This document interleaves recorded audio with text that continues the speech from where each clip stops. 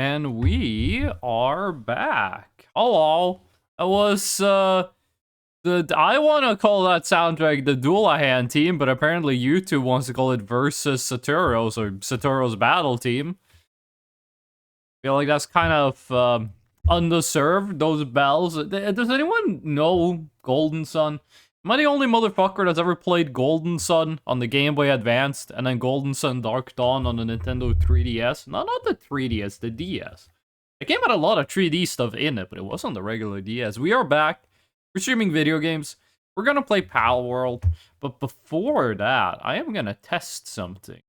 This is the wrong place to be. This is where we want to be. Before we get into Palworld, I am gonna test something real quick. Does Cactus Moment work now? It looks like it does. Okay, good. Now hopefully people will stop yelling about me about the cactus not being available.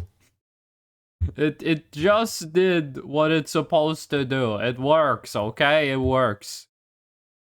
Let's see. Palworld. There we go. I played Palworld like the day the update came out. I played it. And I beat the game. I beat Palworld solo, and then I played Palworld with my fiance. And we're still playing it, actually. And now I am gonna try to play the game, but I've changed around the settings a bit. Originally with Palworld, 1.0 version, I felt that the experience points were too fast. I was always out-leveling the content. I always had a way higher level than the shit. Like, I was making, like, refined metal stuff, but I was a high enough level for, like, PAL metal stuff, which I thought was really weird. Like, I was always at least 10 levels ahead of where I should be. And a lot of people online said the same things, and are playing the game with 0.3 experience. Which means you only get 30% of the experience points. This does not mean you get 0.3% experience points. And I know the game's not up on screen. I am fixing that right now. How well does Palworld capture? Also, I spent like 2 seconds in the character creator. Literally all I did was change the hair. This is one of those games that has long hairstyles, but they do not have the only long hairstyles they have in the game are very, very femme. Which personally, I like the I don't like twin tails and stuff. I'd want to have like heavy metal hair. I do think the sound settings are a little off. Let's try it like that. That's typical with a game. You start playing it, the sound settings. I actually think it's quite a bit louder on my end than on yours. It's pretty typical. I start playing a game, it looks very quiet. I turn the game up in OBS.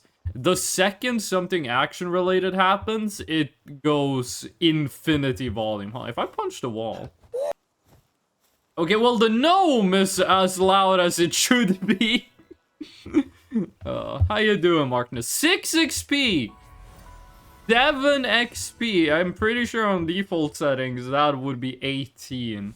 We are playing this with pretty much everything set to the basic level, except experience points and base count and base pals. I feel like maximizing how many bases you can have and how many pals you can have in each base just makes the game play a lot better. We are gonna move through a lot of this stuff pretty quickly at the start of the game. I'm one of those... Wait, what is it? Open up just menu to escape and check the survival guide.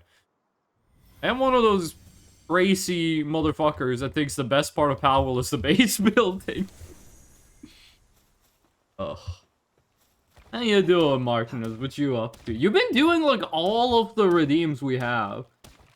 You've been doing, like, and by every single redeem, I mean you've done, like, the 3 most popular ones. I think the audio is at a good place. Might be a little quiet, but, that honestly does not matter that much at all.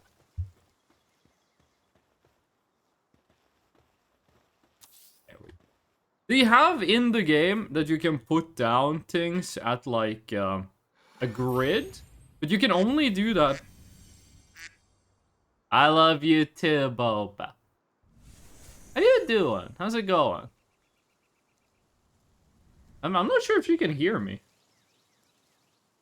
Okay, she can hear me. Craft a stone axe. I don't even know. Of course we need stone. Me and Bon talking about custom card thingy.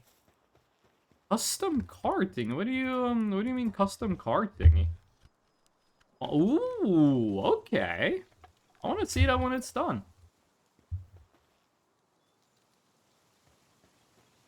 I was gonna say was when you're building stuff in Palworld, you have the option of having things like align to each other, but there is no universal grid to align for. And the how do you say this? The distance from one thing you can align to another thing. That's a weird way of saying it, but I'll demonstrate it when we get to that point. Hold on, that's. I think it's just better to use this for this. We entered custom card rally, yo. Let me know about that. I am one of those people who do prefer the base building aspect to Power with pretty much everything else. Alien, I did something that you are going to enjoy. I have, there's something different about this stream compared to earlier streams. Oh, I want to see if you can find it. Also, what is that a raccoon with a kitchen knife? That looks like Mom's knife from The Binding of Isaac. There's no raccoons in The Binding of Isaac, right? There's like cats and dogs, and there's a whole bunch of insects. I don't think there's a single raccoon.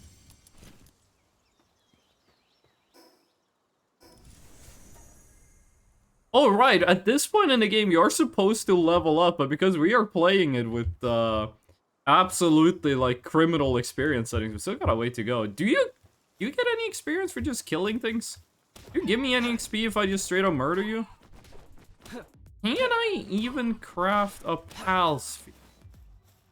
You don't get any XP for committing murder, which honestly I think is a good thing. Reinforces game mechanics. You need to level up to get it. So let's just grab this note down here and then also mine some palladium. Should get us up to 2. Something different, you say? Something you specifically have been asking about. And I'm gonna be very disappointed if you don't see it. I'm gonna be very disappointed if you don't get what I'm talking about.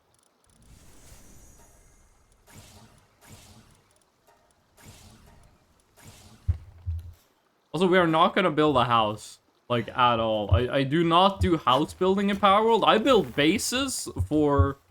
I basically build labor camps, now that I think about it. I don't build places where things live. I build, like, factories.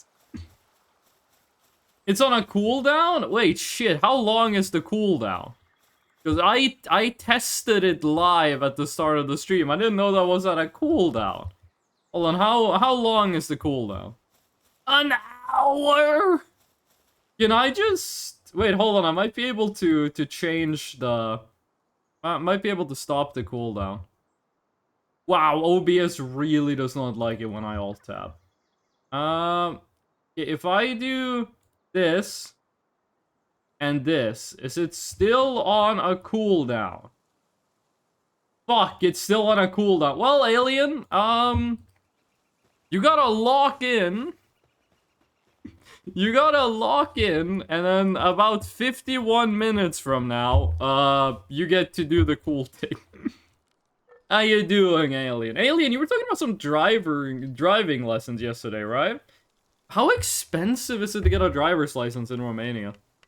In Norway, I've read online that Norway is considered one of the most difficult countries in the world to get a driver's license in. But the reason people give for it is that it's very expensive. Which it is. It cost me like $3,200 to get a driver's license. And I did it in pretty much like the cheapest way possible that was available to me. Yeah, I guess that could make it difficult. But at the same time, you go places like Russia where if you want to get a driver's license, you have to, like, go to driver school for a year.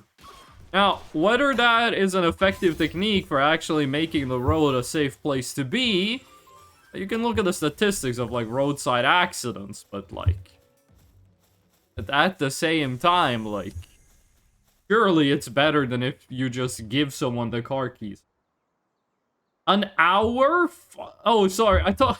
An hour is what you said before. I thought you meant it was 572 euros per hour.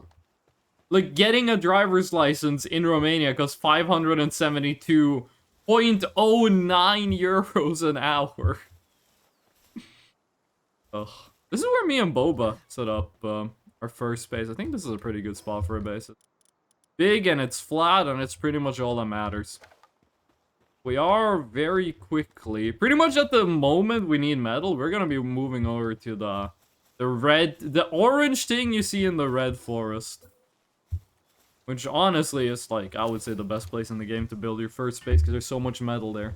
But it's 572 euros in total for, like, the whole thing. Like, not just thinking, like, the exam and stuff, but, like, the entire... How would you say? Process? Wait. Why didn't that count? I just need to wait a second, okay. Early body, isn't that just... Oh, that's defensive. What is gonna be the first thing? Yeah. Dude, what is gonna be the first rainbow passive we get? And also, they're blue. I don't know why the game calls them rainbow passes when they're obviously blue. 572 euros total. That is a lot cheaper than it is in Norway. By nearly a factor of 10 to 1. Ugh. How would... I have heard... I don't want to, like, make everywhere that... Also, that is so cute. It's just a little goober. Doesn't even give me a percentage of hitting it. I don't want to make, like, everything that isn't Europe seem like it's the same thing, because, you know, oh, shit, that was too much. Because I know it isn't. I almost said I know it is, because I know it isn't, obviously. But, like, I have a friend who grew up in Russia, and I've heard from other Russians on the internet, that in Russia, the nominal speed limit is 10 above what it says on the sorry, 20 above what it says on the signs. If you're driving somewhere and the speed limit is 60 kilometers an hour and you drive 60 kilometers an hour, people are gonna be mad at you for not driving at 80 kilometers an hour. And then I talked to some Ukrainian refugees, like, in Norway, and they told me similar stuff. And I'm wondering, like, how widespread is that? Because in Norway, we are, like, very, very strict about following driving regulations. Wow. The fucking noise he makes. We are very strict about following driving regulations. And I'm wondering, like, how widespread is, like, the phenomena of, like, the speed limit on the sign isn't actually the speed limit. If you fail the driving exam, you have to pay 190 euros here to do it again. A 9-kilometer tolerance. Is that, like, a legal thing, or is that just, like, a cultural thing?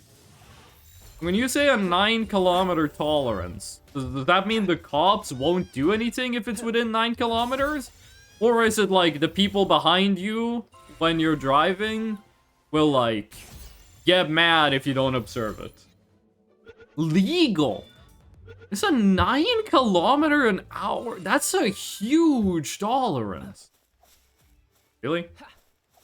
9 kilometers an hour is a very large number. But does that scale at all? In Norway, if you're getting, like, fined, like, if you break the law, you get, like, fined and you get, like, they take your license away and stuff. But it's scaled to... It's calculated from a percentage of how fast you were going. For example, if you're in a 30 kilometers an hour zone, and you're driving 60 kilometers an hour, you're driving twice as fast as the speed limit. If you're driving in a 60 kilometers per hour zone at 100 kilometers per hour. No, sorry, at 120 kilometers an hour. That is also a doubling of the speed limit. Like, it scales. Those are equally bad. So it is a lot easier to, like, mess up and lose your license if you drive too fast in low speed limit areas than if you do it in high speed limit areas. Kinda, yeah. So, like, when you say 9 kilometers an hour, you mean more, is it more like a 10%? Or is there something special about the 9 kilometers per hour number?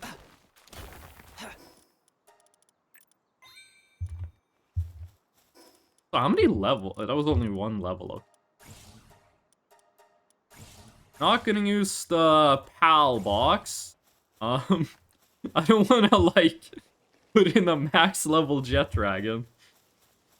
Be kind of funny to do, though. I was considering playing this with PAL permadeath enabled. On, put in here. Build a wooden chest. We did all that stuff. We didn't get any wood. I do really like the bespoke animations when the pals are working. Oh shit, we actually did use all of our pal spheres. I was not paying attention to it. Kinda, yeah. This might just be me being too, like, Northern European pilled. But if the deal is that the speed limit, in actuality, like the actual limit, is like 10 above what it says on the sign, why not just make the sign 10 higher? And then say the speed limit is what it says on the sign. Like, I don't understand why we're, like, obfuscating stuff.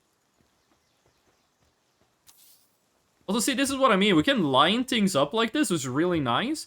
But the range on it got buffed. Okay, it did not used to be this big. The range on this used to be, like... Holy shit, okay, no, it used to be, like, this big. This is how big the range used to be. Oh my fucking god. Okay, no, they fixed it. They fixed the one thing I just complained about. That's actually cool. Where we put stuff at the very beginning here does not matter at all. All of this shit is gonna be destroyed and rebuilt like 1,000,000 times. Do you guys have, like, what is the right way of saying this, but, like, traffic police? 'Cause I know in places like, the US, they have, like, police officers that all they do is they drive around and then, like, look at the traffic and make sure no one is doing anything, untowards. We don't have that in Norway. Like, obviously, the police are driving around because they got, like, places to be and things to do. But we don't have, like, dedicated police officers that just drive around in traffic and, like, look at what's happening. We don't have that, like, at all. But I know they do in places like the US. We do, of course, have, like, police that, like, check how fast you're going, and we have, like, police, like, the police will set up, like, an area where if you're driving past it, you have to stop your car and do a breathalyzer test. Like, just, like, testing everyone that drives through. We have stuff like that, of course, but we don't have, like, traffic patrol or whatever you call it. Like, people who are just driving around in traffic, making sure everything's going okay. That being said, one time, 2 friends of mine were going on, like, a 2-day drive down south to pick up a new car. One of them bought a car, so they drove down in one car, and then they drove north again in 2 cars. And on the way, when they were going back up, they bought walkie-talkies so they could talk to each other while they were driving. Which I'm not sure how that is better than just being in a call on your phone, hands-free while driving, but whatever.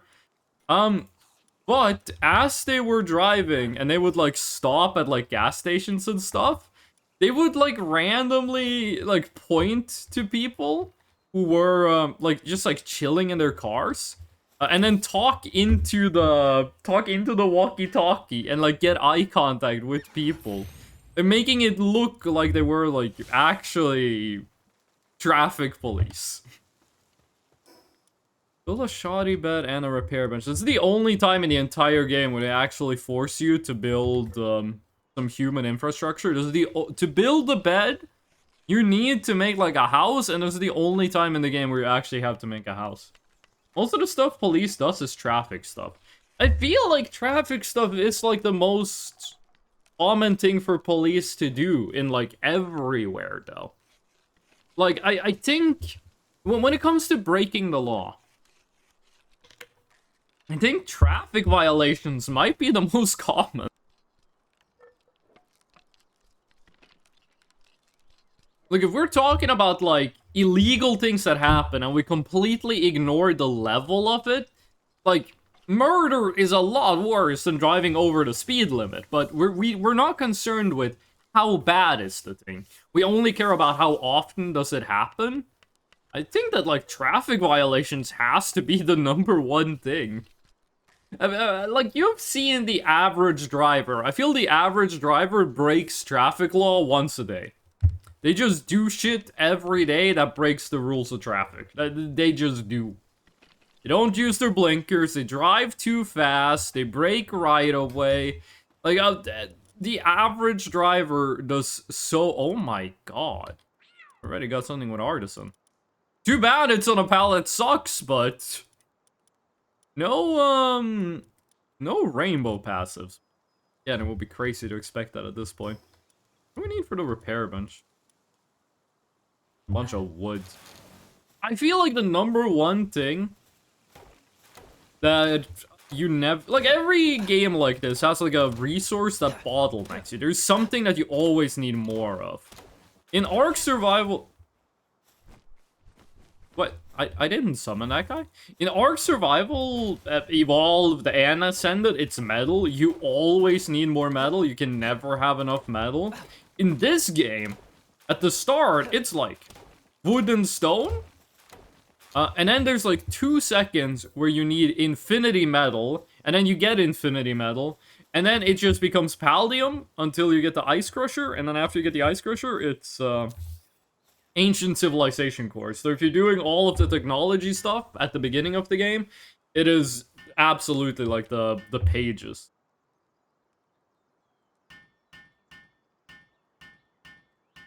We actually had like a traffic incident, if that is the right way of saying it, pretty close to where I live. There was a Tesla that got into like autopilot mode. We have like this place where the road goes like forward, and then it just stops. And if you want to get, like, if you just keep driving forward, you get to, like, a walking... I'm not sure why I want to call it civilian. You do get to a pedestrian is the word for it. Like, the road goes straight forward, and then it just becomes, like, a pedestrian walking street. Not out of nowhere, it is very obvious that it happens, but the road is meant to, like, deliver shit to hotels and stores and stuff.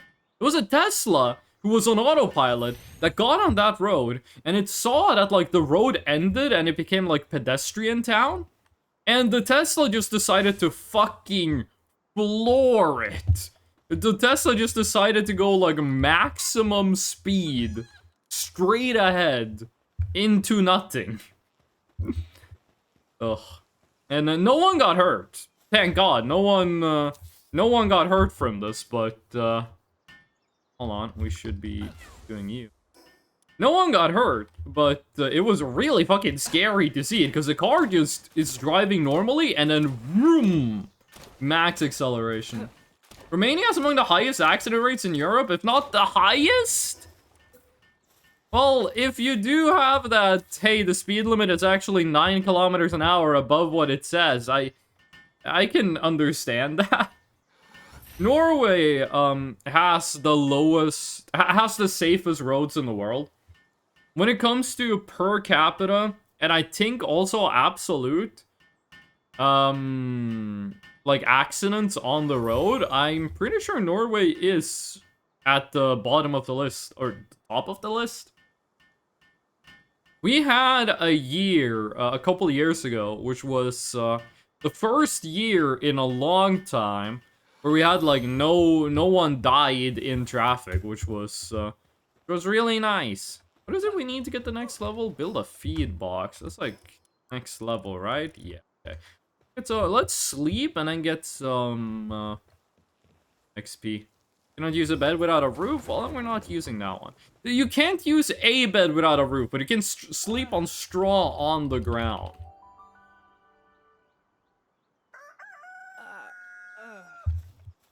I think one time, this might just be like a Top Gear fact. I'm not sure if this is real, but I believe they said this on Top Gear. That like the most dangerous place in the world to drive was Pakistan. I'm not sure if that is true. And if it was, I don't have a parachute. And if it was true at the time, I'm not sure if it's like still the case. But I'm pretty sure they said that the most dangerous country in the world to drive in was Pakistan. But in Pakistan or Afghanistan? You do, like, when you're in places like that, it's obviously talking about the averages, like, the average driving in Pakistan, the average driving in wherever it is we're talking about. But at the same time, there are, like, some places have, like, roads that are ludicrously dangerous. Like, you have that one, and again, this is more Top Gear, a show that I have only watched, like, 4 episodes of, I'm pretty sure. They had, like, the one road they were driving that they called the most dangerous road in the world that was basically just, like, a walkway on the side of a cliff. If anyone remembers what I'm talking about. Like, the road was, like, dirt, and on one side was a mountain, and on the other side was just a cliff to instant doom. I'm not sure if that is, like, still, or even if it was at the time, truly the most dangerous place in the world to drive, but, I do remember they said it in the Top Gear episode, and I don't think the Top Gear people are, like, notoriously lying. But there's also that one place in Alaska. I don't remember what it's called, but it had, I think they call it, like, the Highway of Death for some reason. Oh, Mammarest. I was gonna say, you look a little small, but that is an alpha Mammarest. Are bosses even bigger than alphas? This guy is a lot bigger than that one, but they're both alpha Mammarest. I'm not sure what the deal is with why one of them looks so much bigger than the other one. I need to get a glider. I feel so naked without the glider. There was that one road in Alaska where the deal was like, it was kind of like at least America's most dangerous road, because the deal was there were like polar bears walking around, chilling, but also at the same time, it was like the road is like 100 miles long and there's nothing there. And if your car breaks down in the middle of the winter, you're just gonna like freeze to death. And if you try to like go outside and walk home, well, you got the aforementioned polar bears. I don't think we have a road in Norway that is considered like the most dangerous road in Norway. But we do have some crazy like mountain roads, but why is the water undulate? I never noticed this before. This looks weird as fuck. Why does the water look like it's slime? I feel so naked, only wears a rag. We haven't unlocked real clothing yet. I mean, we have, but it was like just this second. We've been unlocking too much stuff. We don't have the points to get it. If this had been with regular default settings, we would already be like down here while still having like built basically nothing. Now at least you can get some clothes. I do like how Palworld has kind of a tropical theme to the beginning areas. I feel like you don't see it that much for like a level 1 area. I feel like if you're playing a video game, the like starting area, like level 1 first stage, it's usually like grassland or like forest in a very like temperate sense. Maybe Mediterranean. You don't often see it have like a tropical vibe. Like I feel like in a video game, tropical vibes is usually like the part where it's like, hey, you're getting close to the end, but we're giving you a moment to breathe, so it's gonna be like a nice tropical setting that you get to chill out in for a while before you go to like Hell Zone. You know what I mean? Am I crazy? You guys understand what I mean? Because like you're playing Mario and then you start in like forest grassland world and then you go like water world or desert world. And then like things get more and more fucked up and then it's like the second to last world is like, hey, let's chill out and have a beach party. And then you go to like fire demon volcano zone. You know what I mean? Wood and fiber. Oh shit, we needed the fiber and palladium. We go. You are coming with me. You can name your pals in this game, but it is something I pretty much never do. Oh, shit, we need to repair stuff. I love a dense pine forest. Bro, that's where I grew up. You have pine forests in Romania?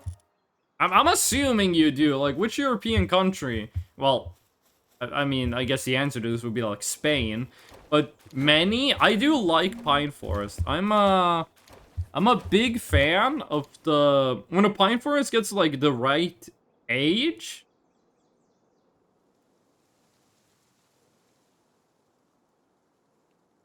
Second? I like it when a pine forest gets to like the right age. So you have like a 2-meter clearing from the ground. Like when you walk in a pine forest, the pine trees have pine branches with pine needles. And they're gonna be like in human height. So you can't like just walk through a pine forest because you're just gonna hit the needles and shit. But then you get to a point where like the lowest branch on the pine trees is like this height. So you have like this, it's almost like a house feeling. Where you have like this space you can walk and usually the ground is covered with dead needles. Which is, it just looks really cool and I'm not sure if there's a word for this. But when the lowest branches of the trees are above your head. And there's just something about pine forest that makes that happen a lot. Ever climbed to the top of one? Yes, many times, and my teachers did not enjoy it, and they got mad at me, and they yelled. My grade school, we had, like, on the back of the school, we had a bunch of pine trees. And the kids were all like, I am the coolest kid. No, I am the coolest kid. And so we would, like, all climb the pine trees and stuff, and the pine trees were really, really tall. And we kind of would just climb them higher and higher. No one ever fell out of the trees. Like, no one ever got hurt doing it. But, like, if I had a kid, I would not want them to be climbing those pine trees. Because we probably shouldn't have. But I've been to the top of pine trees. I've been to the top of many trees. I was a big fan of just, like, climbing trees and shit when I'm in fucking Minecraft. No, when I was a kid. And my parents' house, the backyard of the house is just a forest. So there was a bunch of trees to climb. 10 meters tall. No, the ones I'm talking about were way higher than 10 meters. Or were they? It's kind of hard to imagine 10 meters. Like, I can very easily be like, if something is 2 meters tall, I can just go, yeah, I know how tall 2 meters tall is. That is a very simple math for me to do. But 10 meters, because that's 5 tall guys on top of each other. How tall is a regular one-story building, including a roof? Because the pine trees were multiple times the height of the school. Like, the pine trees were like a 4-story tall building. I'm not sure how it would, I'm not sure how tall they were. Wintry, how you doing? Wintry, what's it like driving in Hong Kong? And also, are there pine trees there? I know that Hong Kong is not just a city. Like, I know that Hong Kong has a lot of stuff that isn't just, like, the city part. But in my head, Hong Kong is a 99% city, even though I know that's wrong.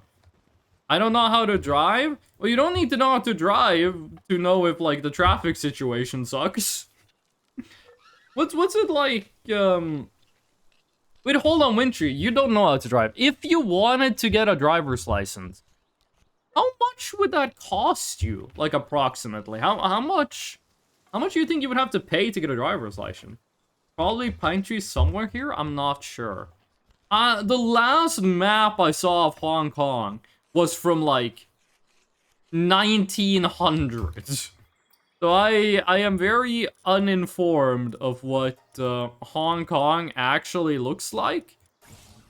But in my head, Hong Kong, like, this is gonna be so weird.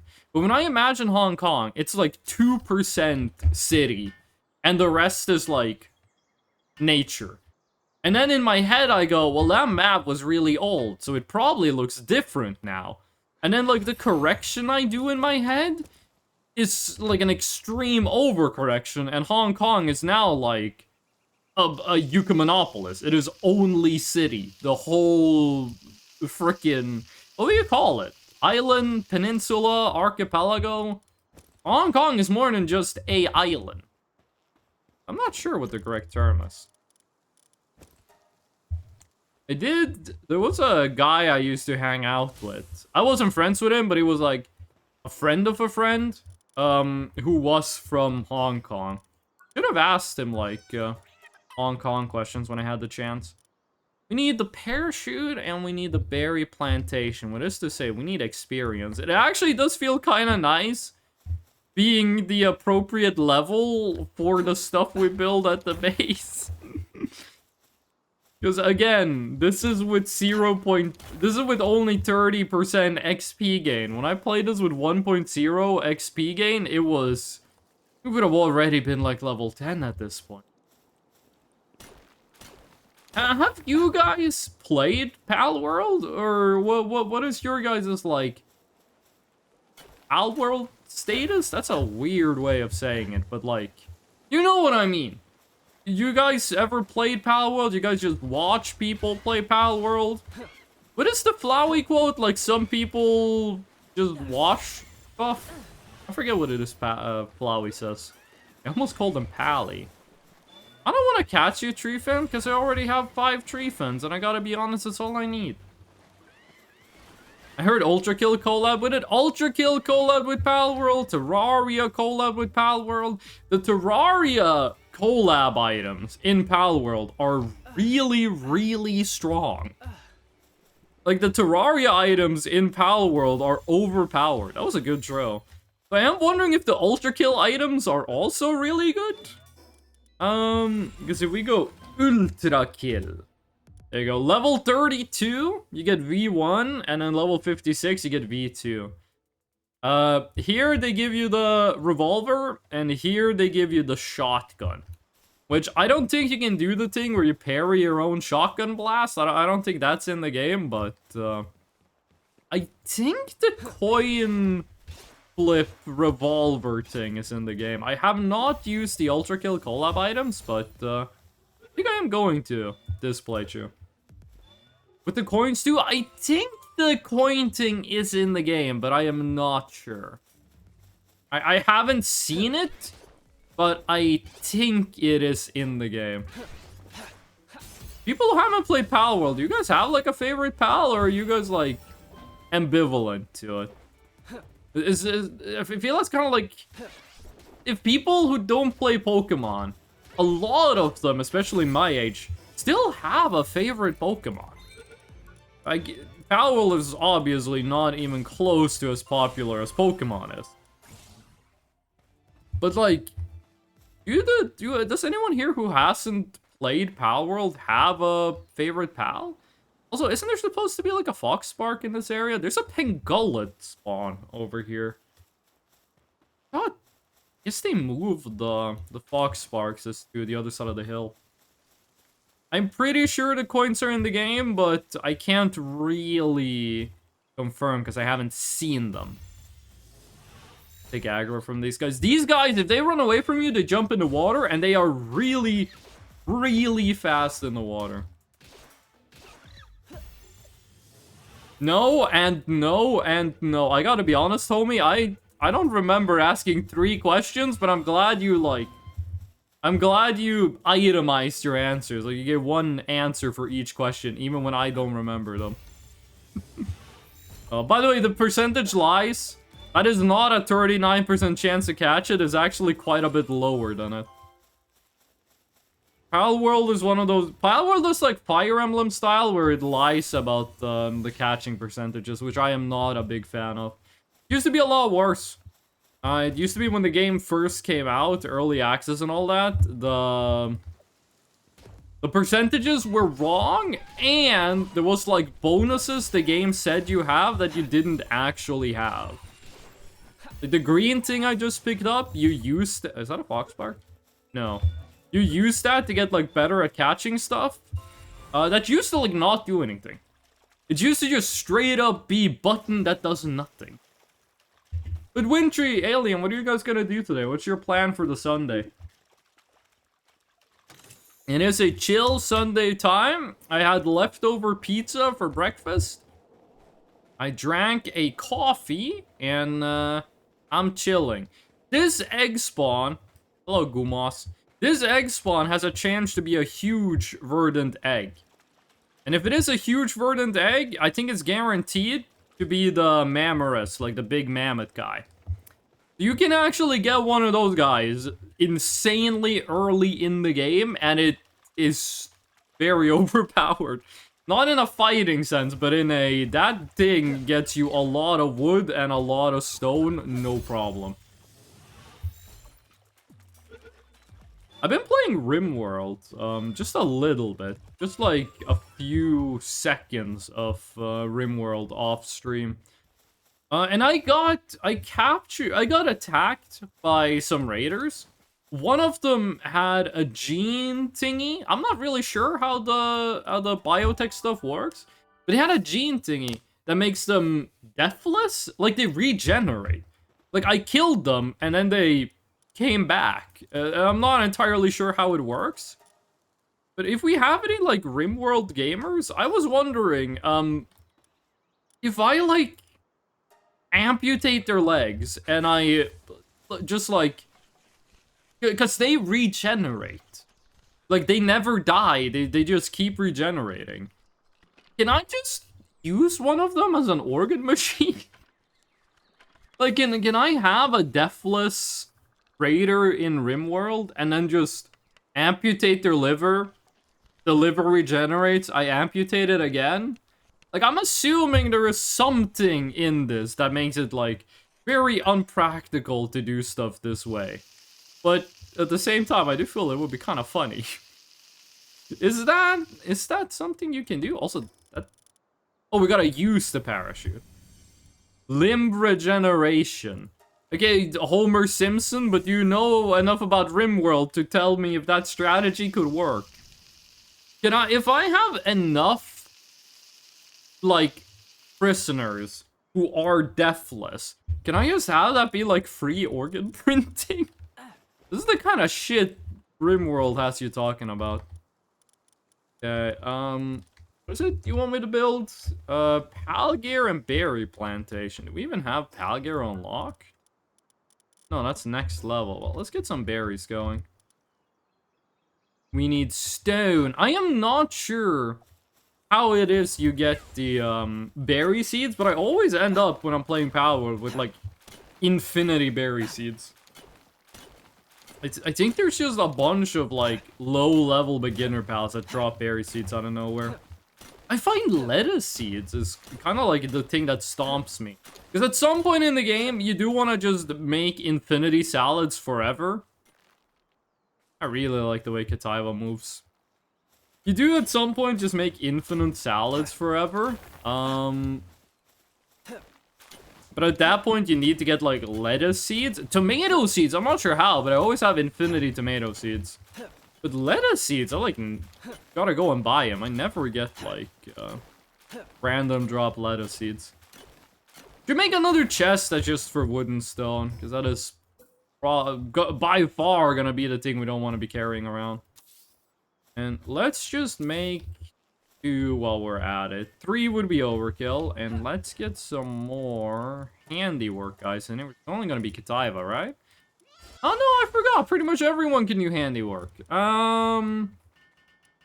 Artisan again. How the fuck do we have... Do we have so many artisan? Gotten really lucky with the passive. Then again, it doesn't really matter unless it's a rainbow passive. Okay. We want you to be running around because you're artisan, and then you are artisan. You're gonna be doing the watering stuff. Planting stuff, we're gonna put the diet lover, and then you're gonna do wood. You are gonna do stone, just because you're like chill and stuff. I said it before, I'll say it again. My favorite part of Palworld is the base management stuff. I really like just making the factory run better. Though I do wish the game had better automation stuff. You can automate a lot of stuff, but the game does not let you do like if I want to craft an item in the game, and then that item requires another crafted item to make. You can't, like, set up, like, a line of infrastructure. You can't say, like, make iron ingots until I have 50 of them. You gotta, like, manually make 50 and then come back later and make 50 more. I see a cat sleeping on the dirt. Who's the slacker? Who's slacking? You're talking about the Katiba? I think it's funny, some pals in the game have like, I want to call them like genetic passives. I don't know a better word for it. Katibas are always cowards. I don't know any other I know there are other pals, but I don't know which ones they are. But there are other pals that have like passives where every single wild one of them has the passive. All Katibas are cowards. I don't think anyone here has anything else. Desperately want a fox spark. He is gray with stripes. Are you talking about your real life cat? Are you posting about your real life cat in my chat? I really want to get a cat. I've had a cat when I was a kid, but the cat died when I was very young. So I have like this. When I was a baby, when I was like a very young kid, I got like attached to cats. And then I didn't have a cat for like the rest of my life. So I feel like I have to get a cat, and I really do want a cat. A friend of mine has a Siberian cat. Its name is Sesam, which is Norwegian for sesame, like the seed. And it is a very, very big cat, and it is very, very fluffy. And also, no shade to the cat, but it likes... This is gonna sound so fucking weird, but I promise you it's true. The cat likes smelling people's feet. And when you go over... Like, when I go over to visit my friend, the cat will, like... I go over to their house... I take off my shoes, and the cat will put its face in my shoe and just start smelling it. And I'm not sure how I should feel about that.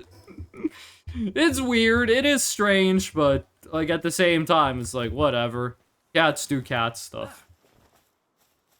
Other than that, it's like a perfectly normal cat. Was there still a Capricorn up here? Or is the Capricorn gone? Oh, a sheep already fell a sheep already fell asleep. I think I said a sleep already fell a sheep. That guy is struggling. What you got going on, Lamball? I have never in my entire time playing this game, and I've beaten it damn near twice. Never have I ever used a handheld torch. The hip lantern is so fucking good, and you get it really early, and it's really cheap. There's a thing that a lot of games do that I don't really enjoy. when they give you like a tool to solve a problem, and then pretty much immediately afterwards they go like, hey, here's the thing that makes the problem not exist anymore. Daydream level 7. I'm not fucking with that. Give me the level 5 one.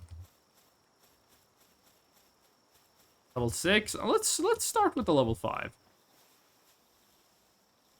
Like, a game will be like, hey, this food item is very practical for, like, not being hungry. And you go, oh, okay, cool.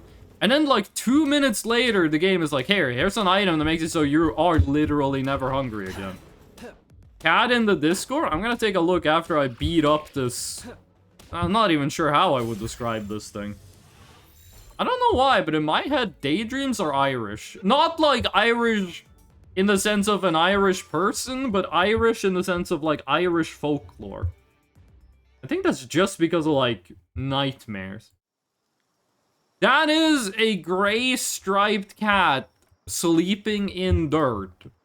Yeah, by the way, Alien, you know that sleeping in dirt is euphemism for being dead? Yes, they are Irish citizens. Interitum, welcome, man. How you doing? I think it's because it's spelled D-A-E. Not in that way. But, like, I think that spelling, to me, is Irish. Or at the very least, like, Celtic? Irish is considered a type of Celtic, right? I don't really know too much about, like, like, how do you say, like, internal UK... division, stuff like that. The way this thing's name is spelled in my head goes like, you are from the UK, but you are not English. You could be Welsh, you could be Scottish, you could be Irish, but I do not believe that you're from, like, Yorkshire. Didn't say in the dirt? Okay, you said on the dirt. Fair enough, that's on me. By the way, best PAL combo in the early game is just 5 of these guys. I'm gonna show you in a second. Wait, Interretum, you've played... I don't know why, but I want to call you Interregnum. I think I've been reading too much Warhammer 40,000 lately. But, you've played Palworld before, right? Wasn't you the dude that was in the chat and you knew, like, Palworld, like you knew Ball? When it came to Palworld? Was that you or was that someone else? That might have been Draco Werewolf, actually. I'm not sure. I don't fully remember. Is that the last one or do we need one more? Well, that is the last one. Okay. Let's get the EP Pengullet. I don't think you can get the back bonus and the crit bonus at the same time. Although, I know there's a lot of people who are like, I hate durability in video games, and a lot of people, like me, who are like, I love durability in video games if it's done correctly. Not like the way they do it in Breath of the Wild. I think the way they do it in Palworld is pretty good. When a tool gets damaged, you can still use it. It's just a lot less effective. I think that's a pretty good way of doing it. I am a known Breath of the Wild hater. I don't like it when I get a cool weapon, and then if I use it, it goes away forever. I think that's pretty lame. I think the thing they did in Tears of the Kingdom, where you can kinda repair them, but they are still gonna be broken permanently. I think it's a weird halfway fix that doesn't really do anything to make the systems better. A rose shit. Mercy hit does literally nothing on a Daedra. Oh shit, I'm putting them in the wrong place. What if you had Pacifist? What does Pacifist do? Is Pacifist just minus 10% damage? Minus 20%. These guys are cool.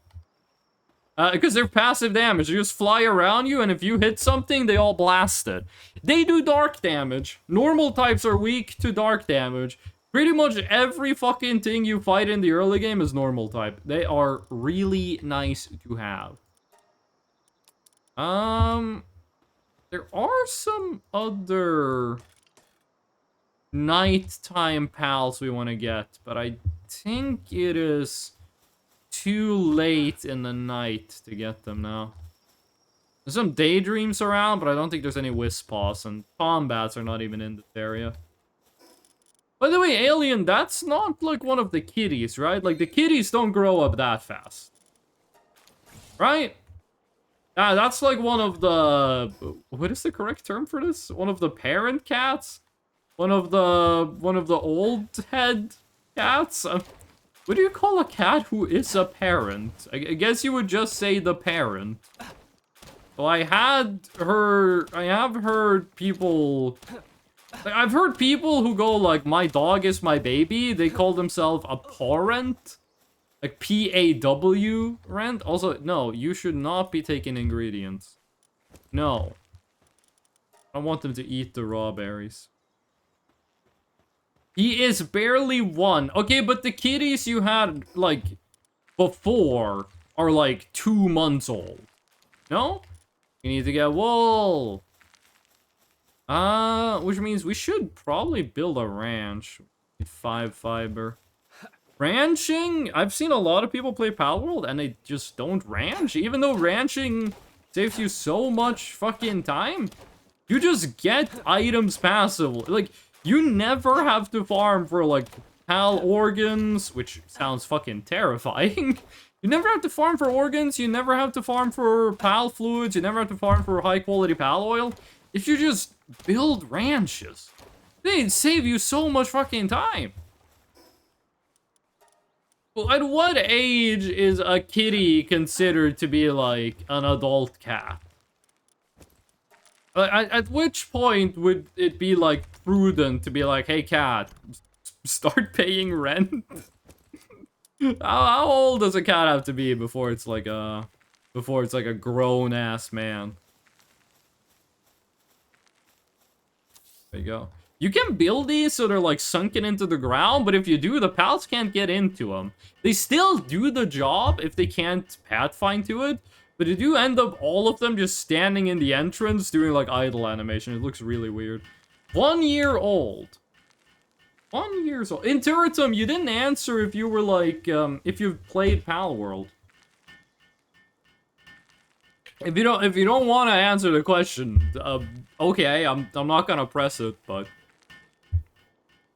You guys remember when Palworld came out? It got, like, a lot of hate. Then that kind of ebbed out. There are some... I do agree that there are some of the designs in Palworld that I'm like, that's just a Pokemon. There are some pals where I look at them and I go, that is a Pokemon. That is 1,000,000% just a Pokemon. But there's been a lot of people who posted a picture of, like, a pal and a Pokemon, and the pal doesn't look like the Pokemon. Instead, the pal and the Pokemon both look like the real world thing that they, like, are supposed to represent. Like, when people say, like, Pantalus looks like, when people say that Pantalus looks like, Kyogre, I'm more like, no, dude. They just both look like whales. I haven't played this game, though. I think it was Draco Werewolf, then. Because I remember you were in the chat when I was playing Palworld with Boba on, like, me and Boba's save file. And I also remember at the time there was someone in the chat who, like, knew a lot of Palworld stuff. That must have been Draco Werewolf, then. A Draco Werewolf pretty much only shows up when I'm streaming Voices of the Void. And I actually do think that's kind of cool. I like it when, like, chatters have a... This is gonna sound so fucking parasocial. I like it when chatters have a personality. I like it when chatters have a bit. There was a time where there was a guy who would show up to all of my streams. All they would do is use the gnome redeem, and then that's it. Hold on, my bitrate is what the fuck is... 600 bitrate? Did Steam start downloading shit? What the fuck is happening to my bitrate? What is downloading stuff? Oh, no, nothing's... What the fuck? OBS just isn't using internet. What the Hello? Bitrate megabong. Oh, wait, hold on. Okay, we're back. 10,000 bitrate. I think you're overcorrecting a bit there, OBS. I think. And am I alive? Can people see me? Am I audible? Am I hearable? My bitrate. Oh, Boba's got dinner. She's got shrimp. I'm not sure what that means, Boba. Yeah, I see the shrimp. I see the dinner.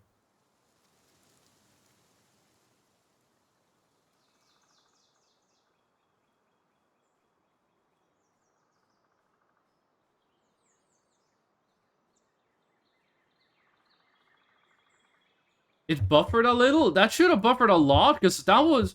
OBS went down. Oh my god, it's still fucking going. What is happening? Working fine now? It shouldn't be, because we're dropping frames. The fucking OBS went down to like 100 bitrate. And then I checked in Task Manager. Like, what the fuck is using all of my bitrate? And then it just said, like, nothing's using any internet. Like, nothing's using any fucking internet at all. I'm like, what do you mean? It's like OBS is using 6,000 bitrate, but at the same time, it's like... It's using 0.0 megabit per second of bandwidth. We're, like, can you guys see the stream properly? Because it is hella dropping. By the way, it's really buffering because you commented on my noodles like way after I stopped. Okay, is it buffering right now? Is the stream like laggy? Is it choppy? Is it low bitrate? Is it dropping frames? I don't think you can hear me. Alien, you did the cactus moment, but is the stream choppy? Because we're dropping fucking insane bitrate. We're dropping insane frames, but the bitrate is, like, perfectly fucking stable. I have never seen this before. Hold on, what if we go... This is just a test. Go like that. Long delay though, even while watching Twitch, is only 5 seconds, but 20-30 in reality. Okay, but the question is, am I dropping frames, not how long the delay is.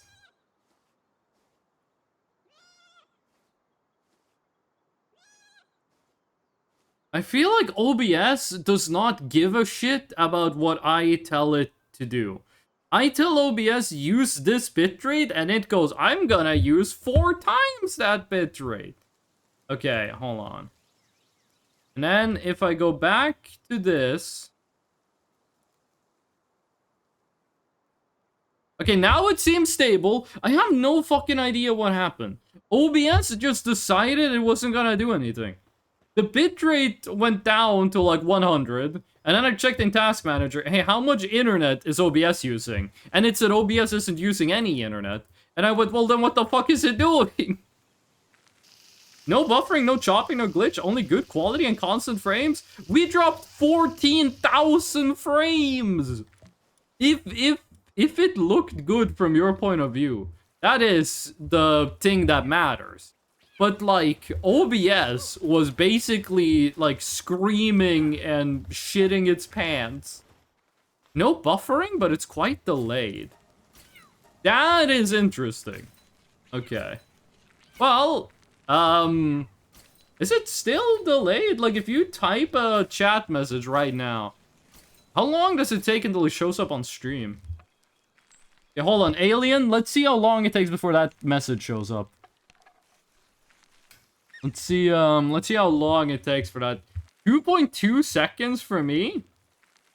That is way faster than it seems to be on my screen, but I might just be a little delayed right now. Hold on, let me refresh my view of the stream and see how that looks. Hello. Okay. I think my stream was just like my view of the stream was just a bit delayed at the same time. But no dropped frames is insane. Had to refresh the play and it went normal again. It went weird because we dropped 14,000 frames, but how the fuck did you guys not have any, like, buffering or stuttering while I was dropping every frame known to man? I'm glad you didn't, by the way, but I don't understand how. That's not how the software is supposed to work. It was a lot while I was typing that longer response. Oh, the on-stream chat always had a 10-second delay. I mean, it shouldn't.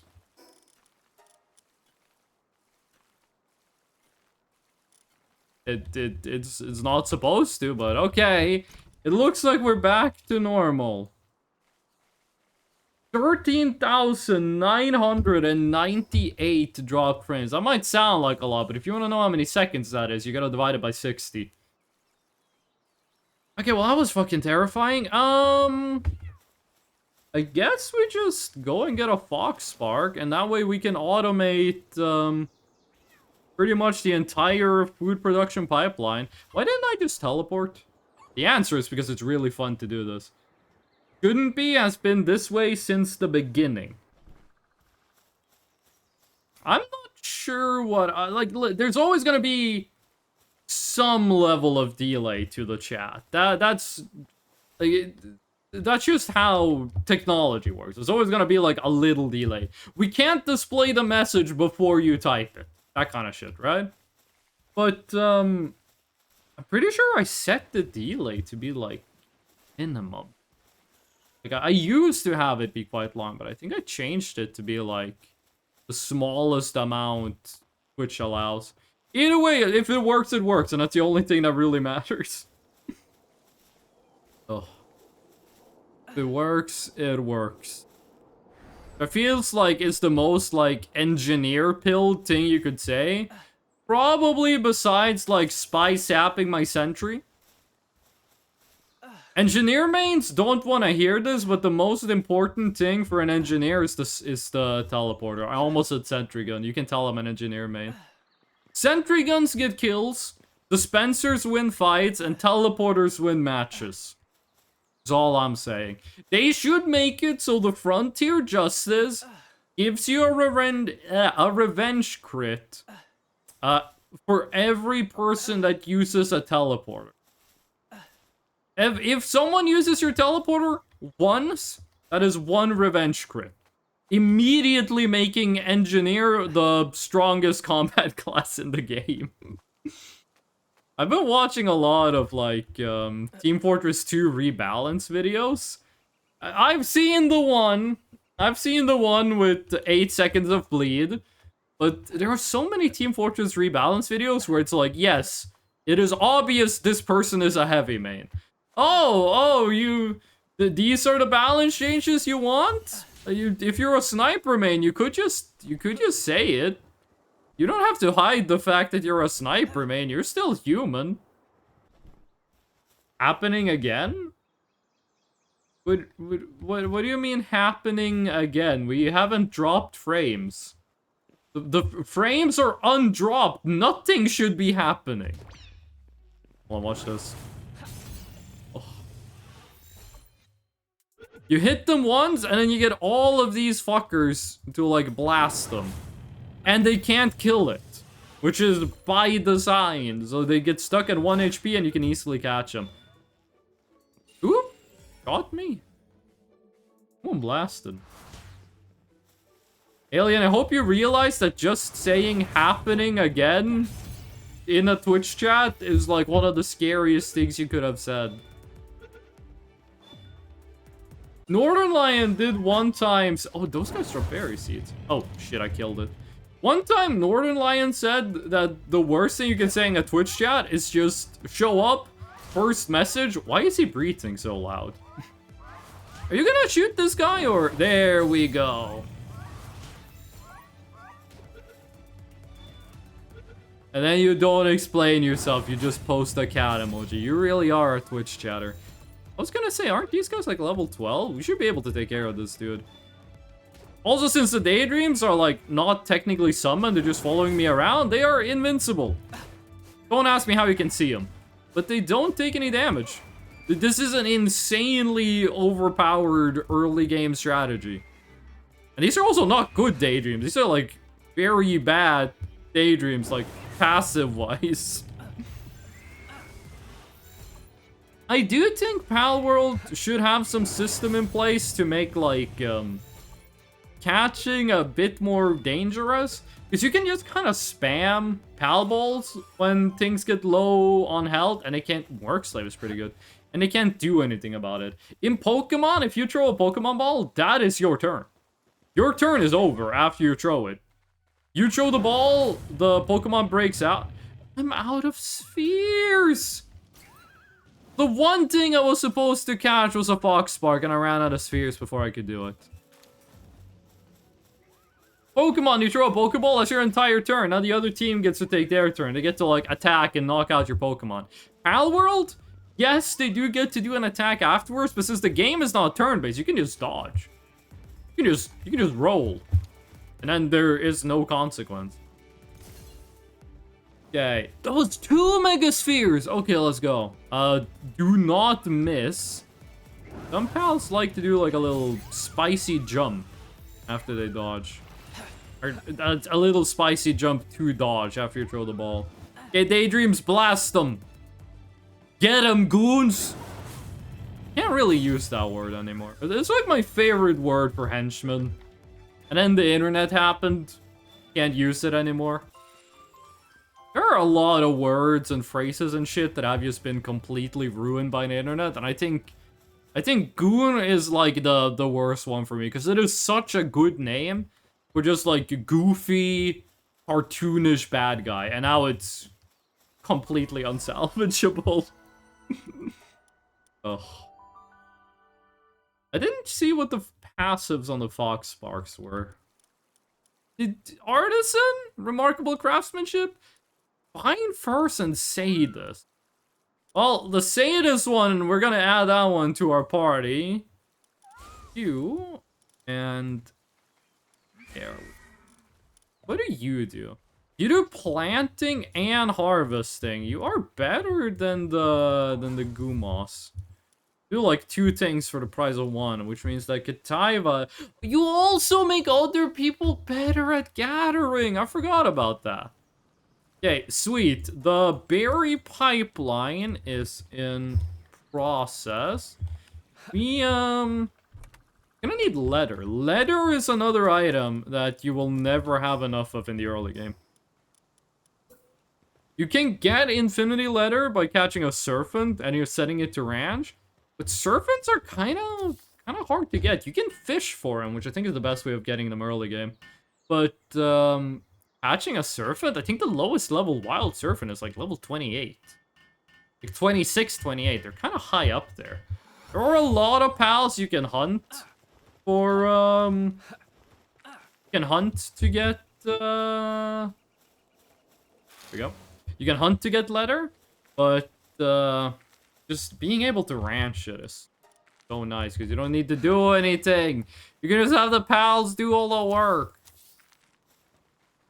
How long is it until we get metal? We should be pretty close to getting metal. Okay, we are halfway to getting metal. Monitoring stand is gonna be a huge increase to our productivity, being able to actually tell the pals, like, hey, do practical shit, don't do, like, random stuff. We need to go and get a couple more Fox Sparks. Let's get some Pal Spheres. I like how making a wood box makes solid steel noises. You're hitting it with a metal hammer. It's the hammer making the noise, not the wood. Also, nails. You've heard about nails, right? Also, the crafting recipe needs stone. Go outside, grab your dad's favorite, very expensive steel. Why is the cat on fire? Kataiva, you don't want to be. Kataiva, what are you doing? What? Kataiva. Kataiva, why? What? Why? Ugh. Go outside, go to your dad, grab your dad's favorite brand new steel hammer, and then you start fucking hitting rocks in your backyard, you're gonna hear some weird fucking noises, gamer. I promise you that. We need to go and get some more fox spark. I know you can butcher a pal to get like double the drops, but I like to consider myself one of the few moral Palworld players. I don't wanna do like evil shit to the pal. Are you open? It's open for 218 fucking minutes. I'm not sure why the game still has the deal where it's like, the dungeons are time limited. I'm not sure why we still have that rotation thing. That sounds like something you would do for like a permanently online or like a multiplayer game. This is a multiplayer game. When we're playing it single player, I don't see why it has to be closed.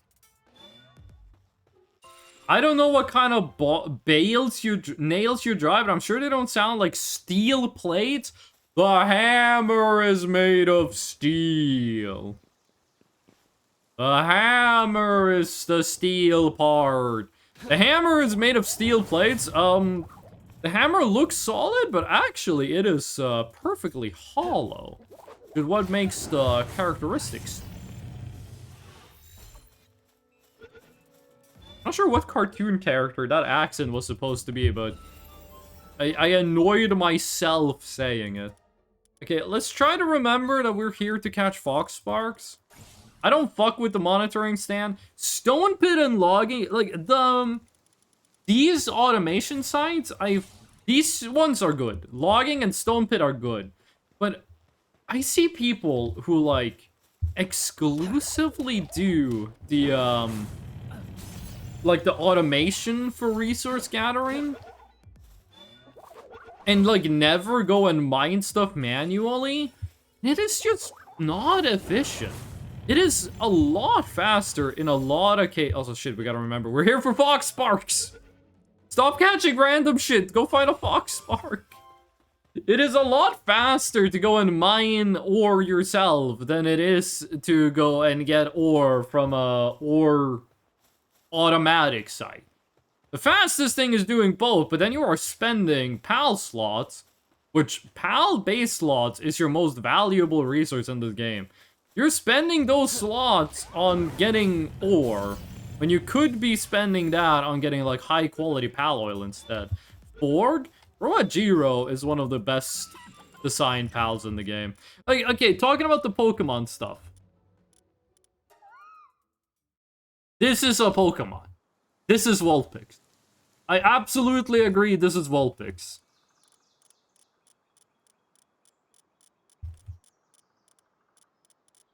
You could make an argument that this is, like a weird Torterra. I don't like the way he looks at me. I don't... Get him away. I don't like the way he looks at me. Where the fuck is Croagiro? Wait, hold on. Where's Croagiro? There is no You cannot tell me this is a Pokemon. There is also this. Come on, this is a Pokemon. This is not a Pokemon. It's round. It is not a mon of the pokes. It is not a monster of the Pope. What if they made Popemon? It's Pokemon, but it's just the Pope. How many Popes have there been? There has to have been like over 100 Popes at least. You get a new Pope when the old Pope dies, and the Pope is pretty much exclusively old men, who traditionally speaking do not live that long. I mean, I guess if they are old, they would have had to live a long time, but I mean, they don't survive a long time after they get the job. Like, there has to, like, the average Pope, also, this was, like, back in, like, the fucking medieval era. There has to be, like, the average life expectancy of a Pope is, like, 7 years or something. No, the average is probably way less than 7. I'm not interested in fighting all 3 of those deer at the same time. When is it you get the Anubis statue? I turned his Mimog effigies into stuff. I want to do it fast. Statue of Power. We don't technically need that, but it does save us a lot of time. These guys, though, I am absolutely fighting 3 of at the same time. That missed. Me, when I do the worst aim throw of all time, it missed! Oh wow, that just bought him straight up. Urbil, one of the funniest... Motherfucker just tanked it. One of the funniest passives in the game. If you die, it gives you like mouth-to-mouth resuscitation. The fuck? No, hit him! Kill him! I keep forgetting you can target with middle mouse. Okay, I guess target with middle mouse doesn't work. You can target enemies with middle mouse, but I guess it doesn't work on the summon daydreams. Die, resign, or are deemed unfit for the role anymore. Also, 267 popes. So you could make a Pokemon game, but it's not Pokemon, it's just popes. Also, there's fighting. Oh shit, I think the deers are attacking the NPC base. That would be really good, because if we can get the NPC base has a pal locked up. And that pal could be a rare one for where we are in the game. Ooh, it is a good one. It's not exactly rare, but it is a pal we absolutely do want. Wait, hold on. When you say 267 popes, are you including, like, anti-popes? If we're thinking, like, Pokemon and, like, Ultra Beasts and stuff, is an Ultra Beast just the anti-pope version of a Pokemon? This is a discussion that should not be had by mortal men. This is not the kind of stuff... Nothing good will come of this discussion, but I still want to know. Is an Ultra Beast to Pokemon what an anti-pope is to a pope? And I think the answer is a very clear no. I think if you asked a serious academic about it, they would just say, what? I do like it. You have, like, crazy people, right? You have, like, people who are, for lack of a better word, like, mentally unwell. And then you see them, like, talk to, like, a serious scientist. Like, you have, like, anti-Earth, not anti-Earth, but, like, flat Earth people, right? Or, like, anti-vaccine people. And you'll see a video of them, like, talking to a real scientist, and they'll just say, like, the craziest thing in the world. The scientist would go, like, what are you even talking about? And just like that extreme expression of confusion, I think is very funny. I know some people like to watch videos where it's like, scientist annihilates anti-vaxxer. But when I'm watching, a lot of people will watch that and they'll laugh at like, oh, the stupid anti-vaxxer. And I agree, haha, stupid anti-vaxxer. But to me, the funniest part is when the scientist is like, I don't even understand what it is you're trying to say. What have you been smoking, dog? Kinda like that. Kinda like that. Like, when you spend your entire life doing research about something and learning everything there is about something, and that's, like, what your entire life is dedicated to, and then someone who did, like, 2 Google searches and a conversation with ChatGPT just tells you something completely bananas, but they have, like, the confidence of like, a generational genius. It's just, like, what the fuck are you even saying? Also, we ran out of pal spheres again. Number 1 pal we want right now is a Tombat, but I haven't seen any. Tombats are good because they got level 2 mining, which you need to mine for ore. Is there like a tier list of popes? Who was the best pope of all time? I feel like if I ask that question and someone has a serious answer to it, there's like a 80% chance they're crazy. Like, if you just have prepared your answer for greatest pope of all time, and you're not a pope, or like a cardinal, or like a bishop or a priest, I feel like that's a red flag. If you're like, who's the best pope of all time, and you go, oh, Pope Innocentius the 32nd was the greatest pope of all time, I'm like, I'm pretty sure that guy did some fucking terrible shit to a group of people that you hate, and that's why you say they're the best. Please don't let there be, like, an actual Pope Innocent 32nd. I try to say, like, a number that is so crazy, there's no way that's real. There can't be 32 popes with the same name. Like, 267 popes? Which papal name is the most common?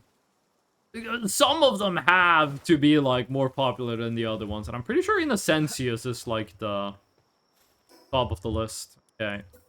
Monitoring stand. Immediate, like, extreme multiplier to how efficient we are at working. So let's go to sleep. Do you have a unique sleeping animation? Some pals have a unique animation for when you're sleeping in the same bed as them. Not all of them. It might only be like 7 of them that do, but some of them do. Some of them do. This thing is cool because it let us say to a pal, like, hey, I know you can chop wood, but you fucking suck at it, so give up on your dreams of chopping wood and go do other stuff instead. You guys should only ranch, and you should water and handiwork. I think most of these might be okay. We are at a point in the game where, we have so few pal slots, we can't afford to specialize. We have to, like, have generalist pals. John, 23 John. Hold on, so you have, like, Pope Beneviento, Pope Innocentius, Pope Megatron Ultra Kill, right? And then you have John. I guess, like, humility is a virtue, so, okay, sure, I see it, I understand why. But at the same time, there is a lot of gravitas to being the leader of one of the largest sects of the largest religion on the planet. I feel like you can afford to be a little like, I'm gonna take a really cool papal name. If I became the Pope, I would make a lot of changes and then I would immediately resign. But if I was forced to be the Pope for life, I would take a name that was a lot more anime than a regular papal name. I would have some fucking bullshit. You know, Metatron is a biblical name. This might be like, you know, in Japan, they consider Christianity to be like exotic because to them it is exotic. Like, they're not wrong. To them it is exotic. So a lot of Japanese video games will be like, we want this thing to be like weird and crazy. So we are gonna have it be like Christianity inspired. I'm talking about Shin Megami Tensei. Shin Megami Tensei has an angel that's named Metatron, and I looked it up, and apparently that's like, that was actually the name of a biblical angel, was Metatron. So what I'm saying is, if I'm the Pope, I'm gonna sound like I'm a Decepticon. I'm gonna be the first Pope with a name that sounds like a Transformer. I'm gonna be Pope Metatron, and then the next guy is gonna be Pope Optimus Prime. Doesn't Optimus Prime just literally mean, like, best first? Optimus means, like, the best, and Prime means the first. Okay, we need Hella Stone, and we need Hella Stone. So, this guy is good at chopping wood, but you see, it's way fucking slower for him to chop wood here than it is for him to, like, chop down a tree. Like, the whole point of these things... Also, Alien! Did Cactus work? You tried Cactus. Did it work to your satisfaction? The way these stations work is that the pals, unless you specify otherwise, will first work at, like, the naturally spawning resource nodes, and then they will work at, like, the infinity pool. Cactus did work? Hell yeah. Hell yeah. Helge. Helge sounds like a Norwegian person pretending to say something in Swedish. Helge sounds like a Norwegian guy is like making up a fake Swedish word. Also get scared by Boba when it played. Wait, what do you mean you got scared by Boba? She's a cute little lady. How did Boba scare you? Did Boba talk in Discord at the same time the cactus played? Because that would be funny timing. I don't think Boba could scare anyone IRL. She's very cute and she is very small. Yes. That is some good timing. I've told this story before, but my friend who grew up in Russia is 194 centimeters tall. I think it's like 6'2". Let me check this up. 194 centimeters in feet.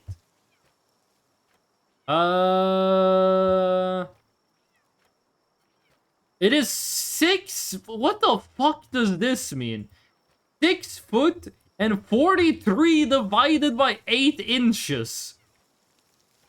What the fuck does that mean?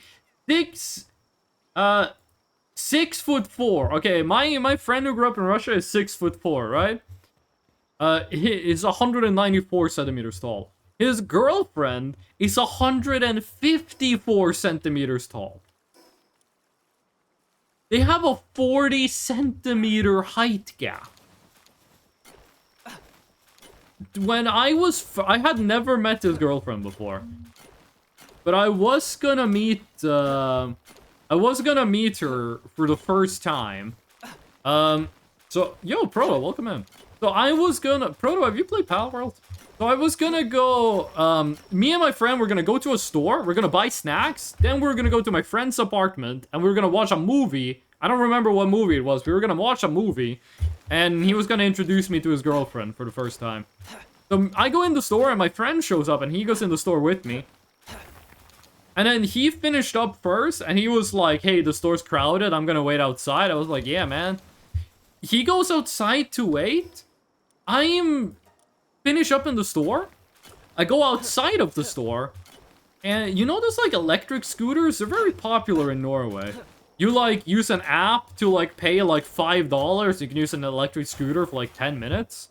Very practical if you're rich and you want to like get around pretty quickly.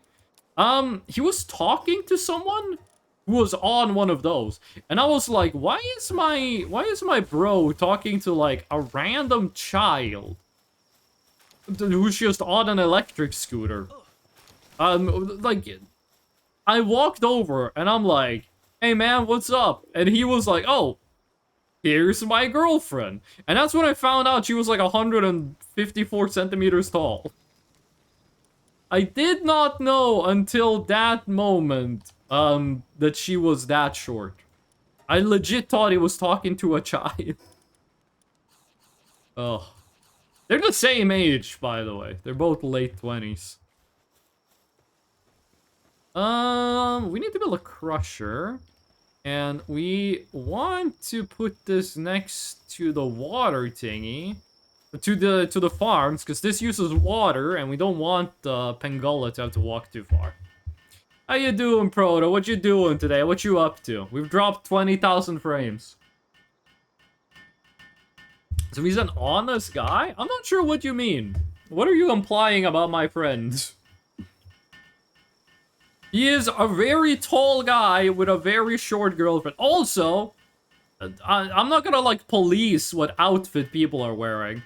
But his girlfriend was wearing, like, rubber boots and, like, a rain jacket. So she was dressed like, I'm not gonna say she was dressed like a kid. That's an insulting way of saying it. But, like, you understand why I was like, why is my homie talking to a child? Why is this dude talking to a random kid? Did a random kid come up and be like, hey, buy me alcohol? Because that has happened. I've like been outside of a liquor store and then have like a 16-year-old walk up to me and be like, hey, buy me alcohol. And I go, no. And then they call me a slur. Oh no, I get what you mean. I get what you mean. No, I think they're actually. I'm not sure if they're the exact same age or if the girl is like 2-3 years younger. Like at the most, it's a 3-year age gap. At the most, it's a 3-year age gap. It's kind of crazy. We're not gonna talk too much about this. But you look at, like, your parents' generation, and you're like, things were fucking different. My parents have a 7-year age gap. And, like, I have friends who have parents that have, like, a 10-year age gap, and they've been together for, like, 40 years. I don't want to think about what that implies, but, like, shit was different back in the day. Shit was fucking... like, complete, and I mean in a bad way. I'm not saying, like, oh, today fucking sucks, we gotta go back. No, I am not a reactionary in any sense of the word. I'm just saying, like, it was fucking crazy, dog. My mom married a guy who's 10 years younger than her. See, I feel like in the previous generations, it was, like, way more common for the guy to be older than the lady. And then, like, nowadays, it is more of, like, a neutral thing, I think. Like, when I think about my parents and my friends' parents, the guy is always older than the lady. Kataiba, what are you doing? But, like, you never hear about, like, oh yeah, my mom is 7 years older than my dad. You never hear that. She's around 45-ish? Well, listen, is this one of those scenarios where if I ask too many questions, I'm gonna regret it? I think we should talk about something else, because this is one of those topics where, like, someone says one sentence, and you go, well, there might be some, like, terrible details to this. I'm just not gonna ask. No, hold on, the tram is going by. My city has a tram that hasn't been operational for like 40 years, but every Sunday they take it for a ride. And it goes right by my window. And every time, I'm like, what the fuck is making that noise? Imagine you have a cabinet full of, like, ceramic plates. Like, you take all of your dishes and you put them in a cabinet, and then you shake the cabinet. I hear that noise every Sunday. It is always the tram, and every time I'm like, what the fuck is that noise? What the hell is that noise? Again, no idea what character that is supposed to be. If we want to fight Chillet... I think if we make a bow, we should be able to fight Chillet. Chillet is probably the best combat/exploration pal in the early game. Chillet is just so fucking fast. One of the fastest pals in the water, and Chillet's ability is really good. It makes it so all of your attacks do dragon damage. Dragon is super effective against Dark. What is the most common element in the entire fucking game? Dark. It's not operational. Why do they drive it around still? I meant that as in it is not in regular operation. Like, it's not being used commercially. They have it in, like, a Kataiba! Why? Why do you do this to yourself? What the fuck? Fucking pyromaniac? It says you're a coward, but I don't think that's true. Just taking it for a joyride? It's a museum exhibit now.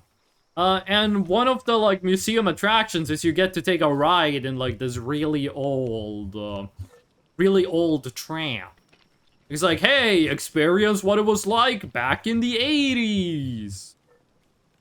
In my head, the year 2000 will always be 10 years ago. The year 2000 is closer to 30 years old than it is to 20 years old. But in my head, I go, oh yeah, 2000? That was like 10 years ago. I was 3 years old in the year 2000. It's kind of fucked up.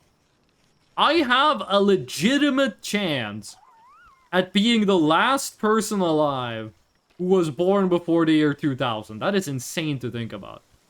Like, there is in an alternate universe somewhere, I am gonna be on the news. Because they're like, this fucking moron is the last person alive that was born before the year 2000.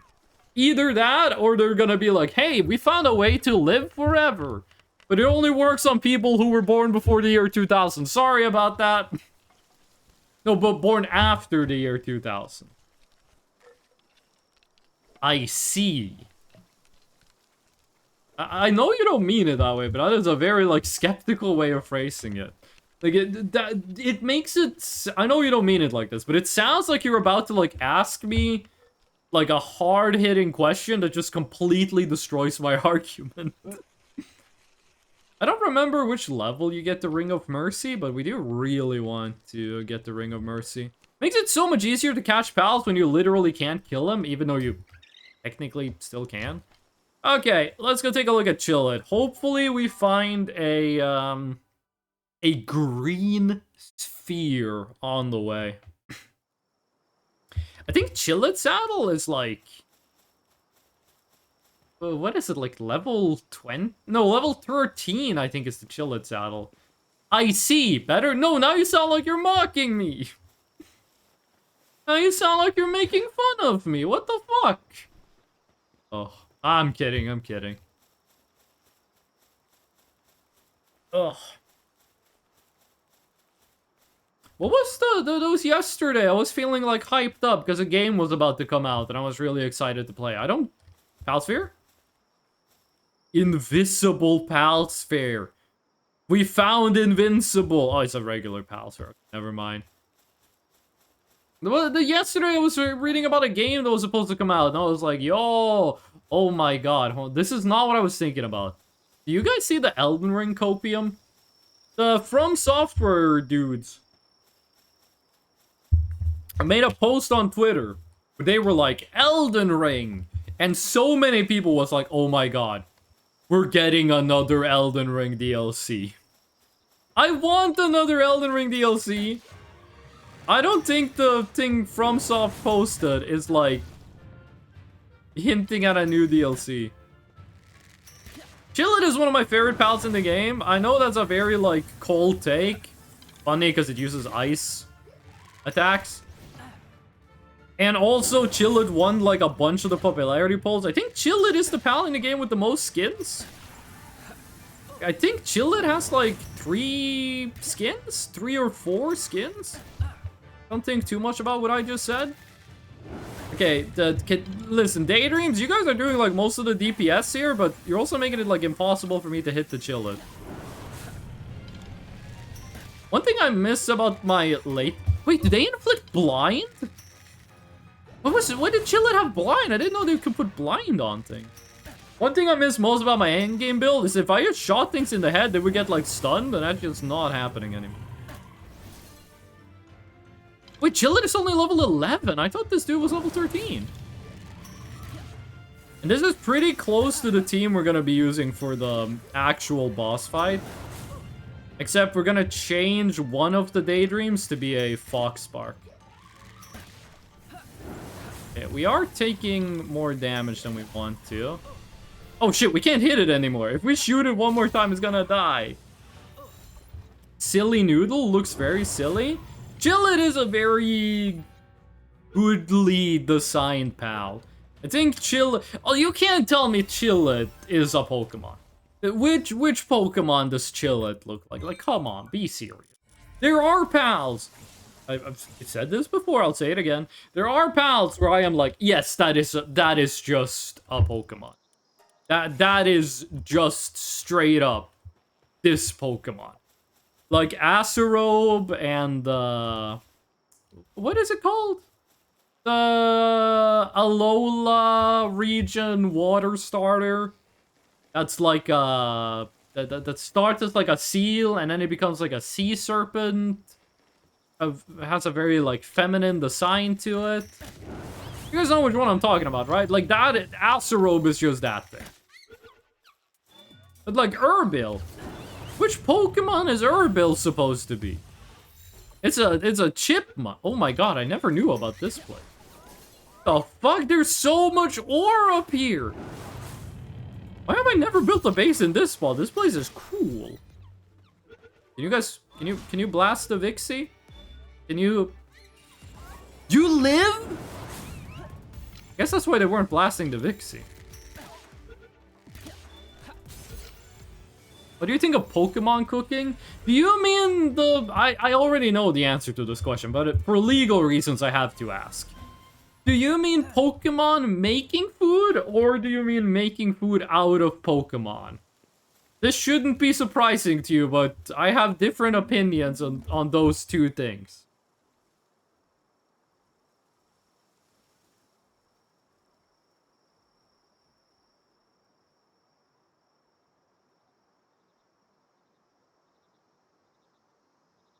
I have very different opinions on a Squirtle making a casserole and a human being making a Squirtle casserole.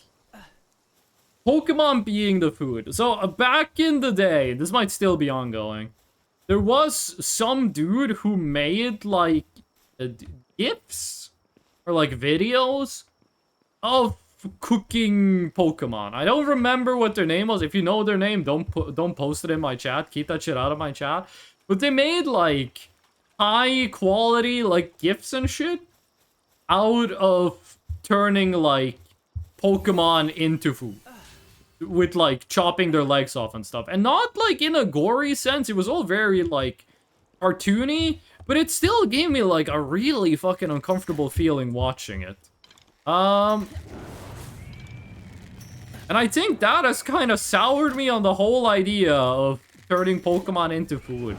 If Pokemon were real, would I eat them? It probably. I eat animals right now. I feel like I would be kind of hypocritical to imply that I would not eat a Pokemon if it was real. But I don't want to think about turning Pokemon into food. I don't like the idea of taking Slowpoke and then putting its tail on the barbecue. I don't like that. I don't want that. Get that idea out of here. We're finished with the Vixie. We should make a Statue of Power, and we should put Chillet in our team. That's our best pal right now. Alien, since you brought this up, how do you feel about Pokemon cooking? Now you have to defend your own ideas. It is level 11. Okay, so we got a bit to go. We're gonna keep Chillet in here. They are being level synced. Nox is really good. Because it really helps with finding PAL effigies, but it's kind of cumbersome to use. Runner and Brittle. We don't really care about that. Work Slave, your Hydromaniac. We can have 2 more pals do ranching. Hooligan. Babe, I think you're unmuted. We can, I'm not sure if she can hear me. Oh, she can hear me. Oh, okay. That was Boba sneezing. Oh. I'm always scared when I'm in, like, a stream with people. And they're like, if I'm talking to people, if I'm in a call and some people are streaming and some people are not streaming, I'm always scared that the people who are not streaming is gonna forget that they're online for a second and they're gonna, like, be like, oh, hey, guys, by the way, I never told you this, but my address is, and then just box themselves. Like, I've seen people do sleep streams. I've never watched a sleep stream, but I know people that... I know that it is a thing that happens. Like, I love the clip of IShowSpeed when he's doing a sleep stream and someone links his own stream to the sleep stream audio. So it sounds like his house is being nuked and he wakes up to it. Yum Yum, you are a menace. Don't let me catch you sipping orange juice, okay? But fucking, when people do, like, sleep streams unmuted, aren't you scared you're gonna, like, accidentally say some shit in your sleep? Like, you're gonna be in your sleep and you're, like, accidentally just gonna say, like, your address. Like, I'm not sure if that has ever happened. But I'm like, enough people do sleep streams. At some point, it is going to happen. I might just be paranoid, but sleep streams feel so weird. I don't watch them. I do think it's a strange type of content, but I don't think it's evil. Like, sleep streams is one of those things where I'm like, I don't think they're evil, but I can't imagine a scenario where I would want to watch a sleep stream. Would I do a sleep stream? No. If it was guaranteed, that I would make like $20 an hour from doing a sleep stream, I mean, like, I'm still not comfortable with it. Is the thing. But I understand why the streamers do a sleep stream, because they're like, if they can make money while they're asleep, why not do it? I understand why professional streamers do sleep streams. That makes perfect sense in my mind. But, like, why do people watch sleep streams? It's just a person sleeping. It is like the epitome of no content. What do they get out of it? Like, in my head, when I'm thinking about a sleep stream, I'm thinking like, what content happens on a sleep stream? And it's pretty much just bad stuff. Like, the only content I can imagine happening on a sleep stream is like people sleep talking or sleepwalking or like doing some shit in their sleep that they shouldn't want to have broadcasted on the internet. Oh, like, can we make the Statue of Power? Aldium. Why? Why did you sound like you were being tortured? We haven't gotten a depresso yet. How? We've been walking around a lot. Not that much at nighttime, granted, but how have we not seen a depresso? But yeah, I don't like sleep streams. I don't think they are evil. I don't think we should kill people who do sleep streams. I don't think we should execute people who watch sleep streams. I don't think we should, like, if you do a sleep stream, I don't think the government should send a Tomahawk missile through the roof of your house. But I do also think, like, they're weird. I think they're strange. I don't want to see them.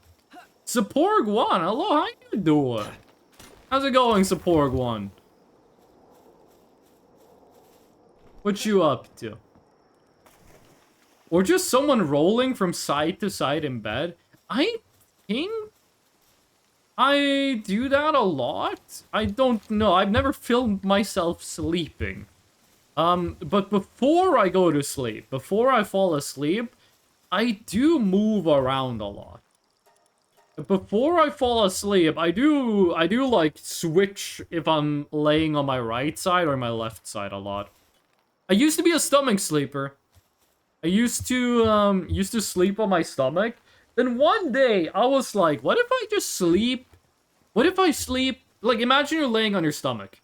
What if I was doing that, but I turned my upper body, like, 30 degrees? So I was like, upper body is a side sleeper, lower body is a stomach sleeper. And it was like the best night of sleep I had in a while. Beat Dying Light and the following like a week ago, and now I'm trying to 100% the game. But the newest Dying Light game, was it called like Dying Light the Beast or something? Because I heard that in that game, there's like a mechanic where if you kill a zombie, it never respawns. So you can like, yeah, oh my god, look at all this wood. So if you like go to an area and you kill all of the zombies, that area just doesn't have zombies anymore. Like they're just gone permanently. And I thought that sounded really cool. You can like reclaim the world from the zombies. All the daydreams are leveling up their trust. I thought that was a really cool mechanic. That's in the newest Dying Light game, right? Like that was the game that had that mechanic, right? I never played Dying Light. I have a friend who really liked Dying Light 1. And then he didn't like the second game. And I don't think he ever played any game that came out after that. How many Dying Light games are there? There's at least 3, I'm pretty sure. One that my friend really likes, the one that my friend really doesn't like, and then the newest one, which had, like, the thing I just talked about, where the zombies stay dead. Can you do that in Project Zomboid? I saw that there was a new update for Project Zomboid that was, like, huge and really big and cool and awesome. How many skins do you have? You have 4 skins. I do think Winter Style is the best Chillet skin. I have beaten this game, like, in the newest update. I still have not caught a Chillet Ignis. I still have... You don't have a Croagiro walking around the base? What's wrong with me? Logging Foreman. I still haven't had a Chillet Ignis. I know Chillet Ignis has some skins. I don't think it has as many skins as regular Chillet does, but we should get, like, the matching pair. Because you do watering and planting and handiwork, which is better than Pangolin. So you do watering and gathering. You do planting and gathering. So you two together can grow berries by yourself. Is there a pal that does watering, gathering, and planting? I don't think so, but if it did, that would be really practical. I do wish there was, like, an endgame pal where the whole deal was that they had every suitability at level 1. Because if a pal has a suitability, there are things you can do to get that suitability to max level. No matter what level it starts at, you can get it to max level work suitability. No matter what the thing is. It just needs to have at least level 1 to start with. So I think it would be cool if it was like an endgame pal that had like level 1 in each. So you could have it do like all the work on a base, but it would require an insane level of investment. And you might say, Freshno, that pal sounds overpowered.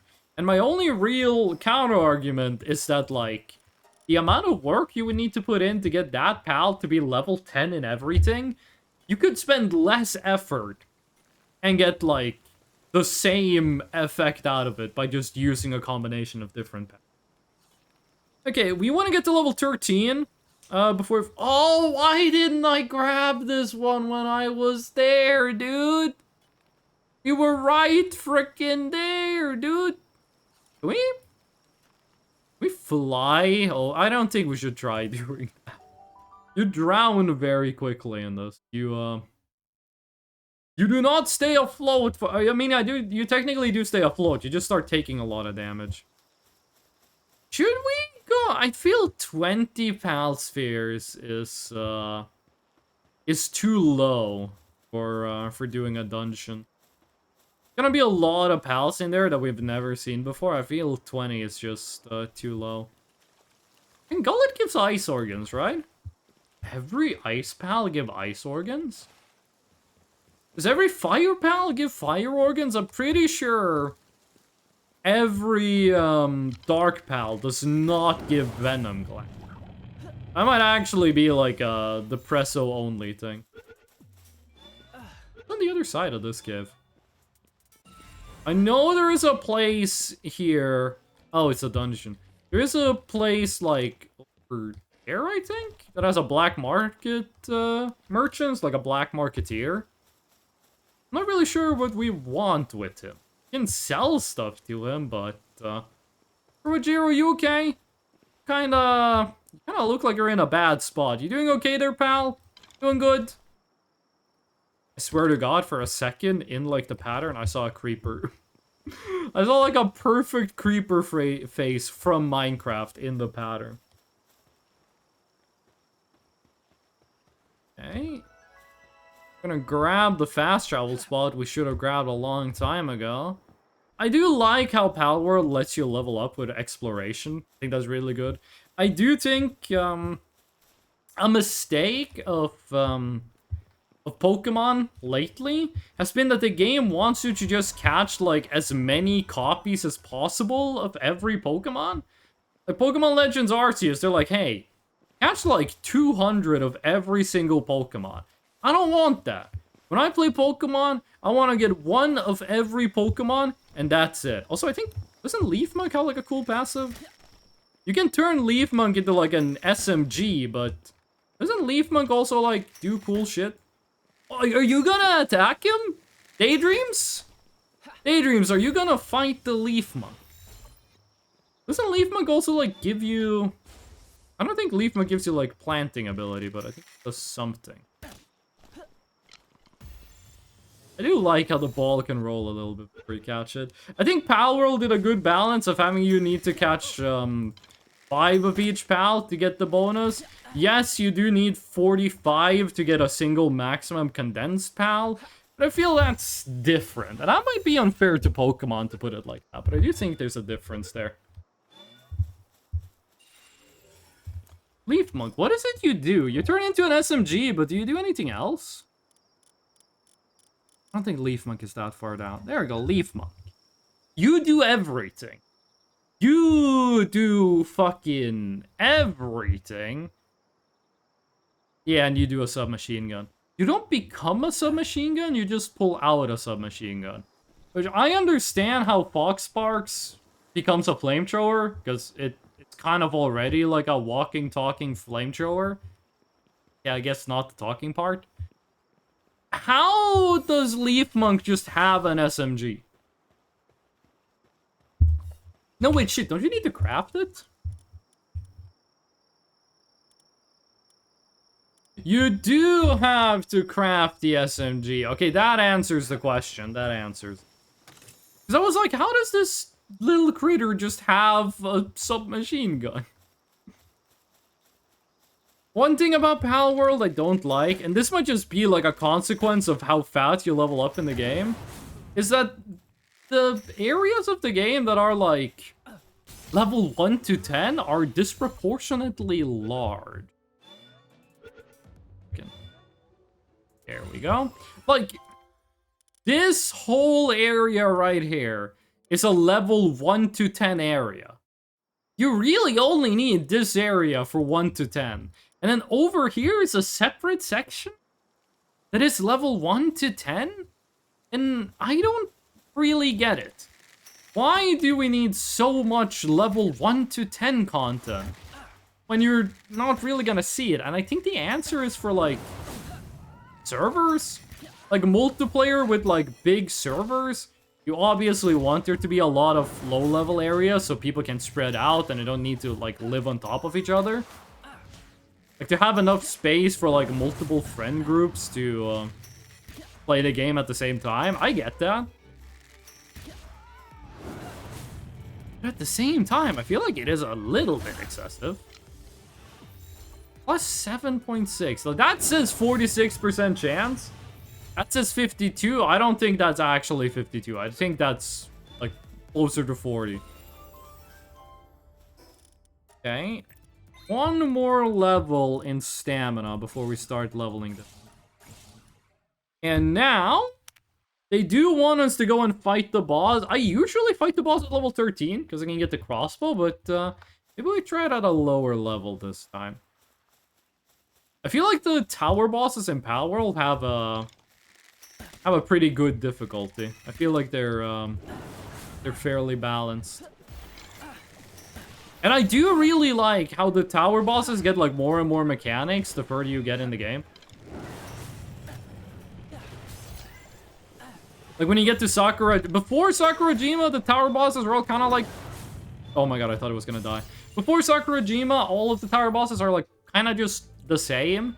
But then the Sakurajima boss does the thing where, she makes, like, poison appear on the ground. Which actually means you do need to pay attention to your positioning, which no boss really does before that. Besides in the most basic meaning of the word. Then in, you start to get to, like, the Sunreach, but oh my god, hello!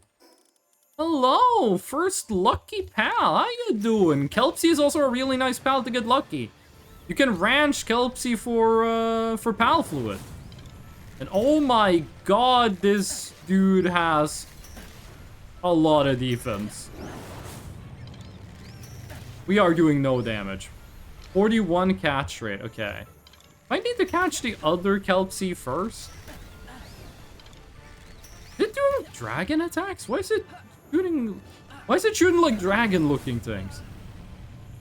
Okay, well that ended poorly. I don't think the Kelpsie is gonna despawn. Actually, I'm not entirely sure. We are playing with the default setting that we lose everything except equipment. Which sometimes sucks, but for now, it doesn't really mean anything. You only have one ammo in the bow. I think the Kelpsie despawned. If it didn't, I think we're just gonna spam Pal Spheres at it. I have heard people say they want, like, Lucky Pals to have different colorings. Like, the way you would do shinies in the Pokemon games. I can get these. That sucks, but, gonna be plenty of Lucky Pals around. It did look like it just jumped in the water and then, like, sped off. Which is not optimal. Kelpsie is a really nice pal to get pre-condensed. Oh, whatever. We're just gonna deal with it. Let's catch some regular Kelpsie. These guys are still good. Deal like 10 times more damage than we did against the lucky one. And they do dragon attacks. I'm not sure why. I mean, they do kind of look dragony. I feel like early game pals, like the pals that they first assigned, do seem like there were supposed to be an evolution mechanic in the game, and then they removed it. Like Pangullet to Penking, Kelpsie to Asarobe, Sweet to Sweepa. I mean, when I see that, I'm like, yeah, the game was supposed to have like evolutions and shit in it. But then it doesn't. Also, I do not have as much defense as I am acting like. I need to pay attention. Nearly killed that one. I'm not sure how I feel about Palworld not having evolutions. When the game first came out, I was like, what? No evolutions? I thought it was a weird design decision. But as I've played more Palworld, I do feel more and more like maybe no evolutions was the right thing to do. How do I only have 4 Pal Spheres left? Oh shit, we killed it. Oh, more Pal Fluid. Okay, Daydreams, can you shoot these fuckers? Can you blast them? They're fighting each other. It is possible to catch a Kelpsie. Or it is possible to catch a Kelpsie. It is possible to catch a... What does this guy have, like, no cooldown between his attacks? It is possible to catch a pal that is already dead. They will just show up in your inventory or in your pal box as knocked out. Oh, fuck. I was not paying attention. Does that capture? And it fucking didn't. I also think we're right next to a fast travel point. Maybe we should be chilling out with the Kelpsies. They are kicking my ass. I think we're gonna come back to them later. We did skip out on making the better armor. And also, we haven't spent a single, like, upgrade point in anything that isn't stamina, but I feel like 200 stamina is way better in the long run than doing early levels in health. We could make the heat resistant and cold resistant armor, because it is, like, just straight up stronger.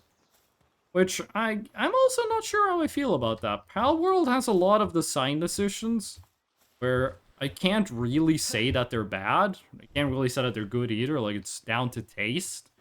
You do have things like the cold resistant and the heat resistant armors are just better than the default ones. They're more expensive to make, and they do obviously have like temperature bonuses, but they also just straight up give you more defense and like straight up give you more HP.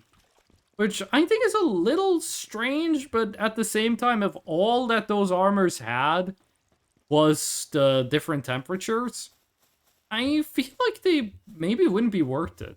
Because you can get accessories in the game that make you, like, basically immune to temperatures.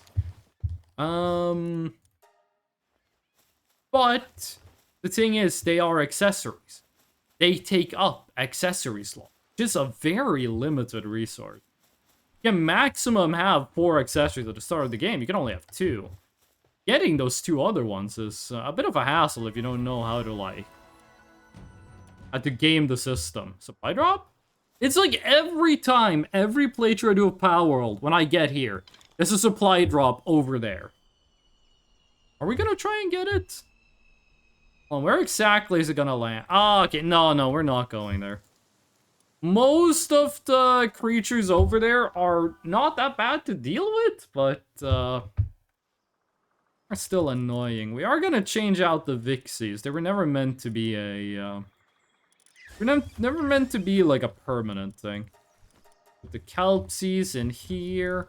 We don't want to change the Clovey for the Leaf Monk.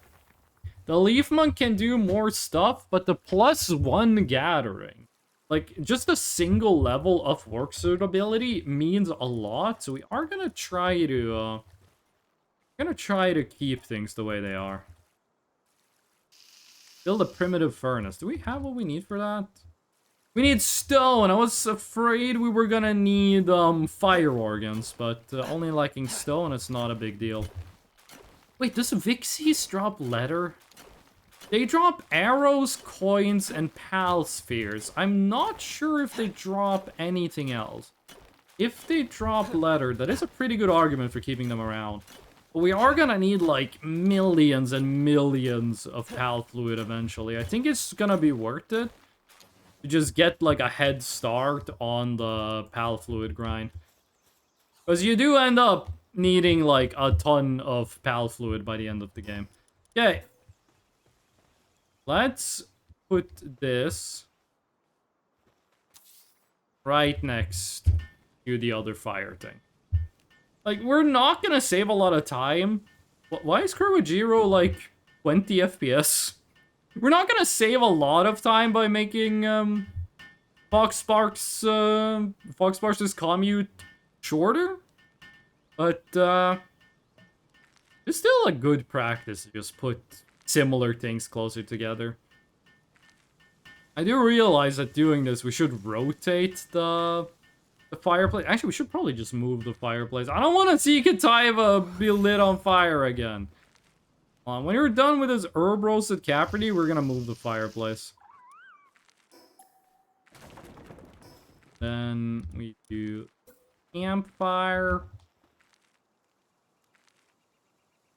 Yeah. And also, you make ingots.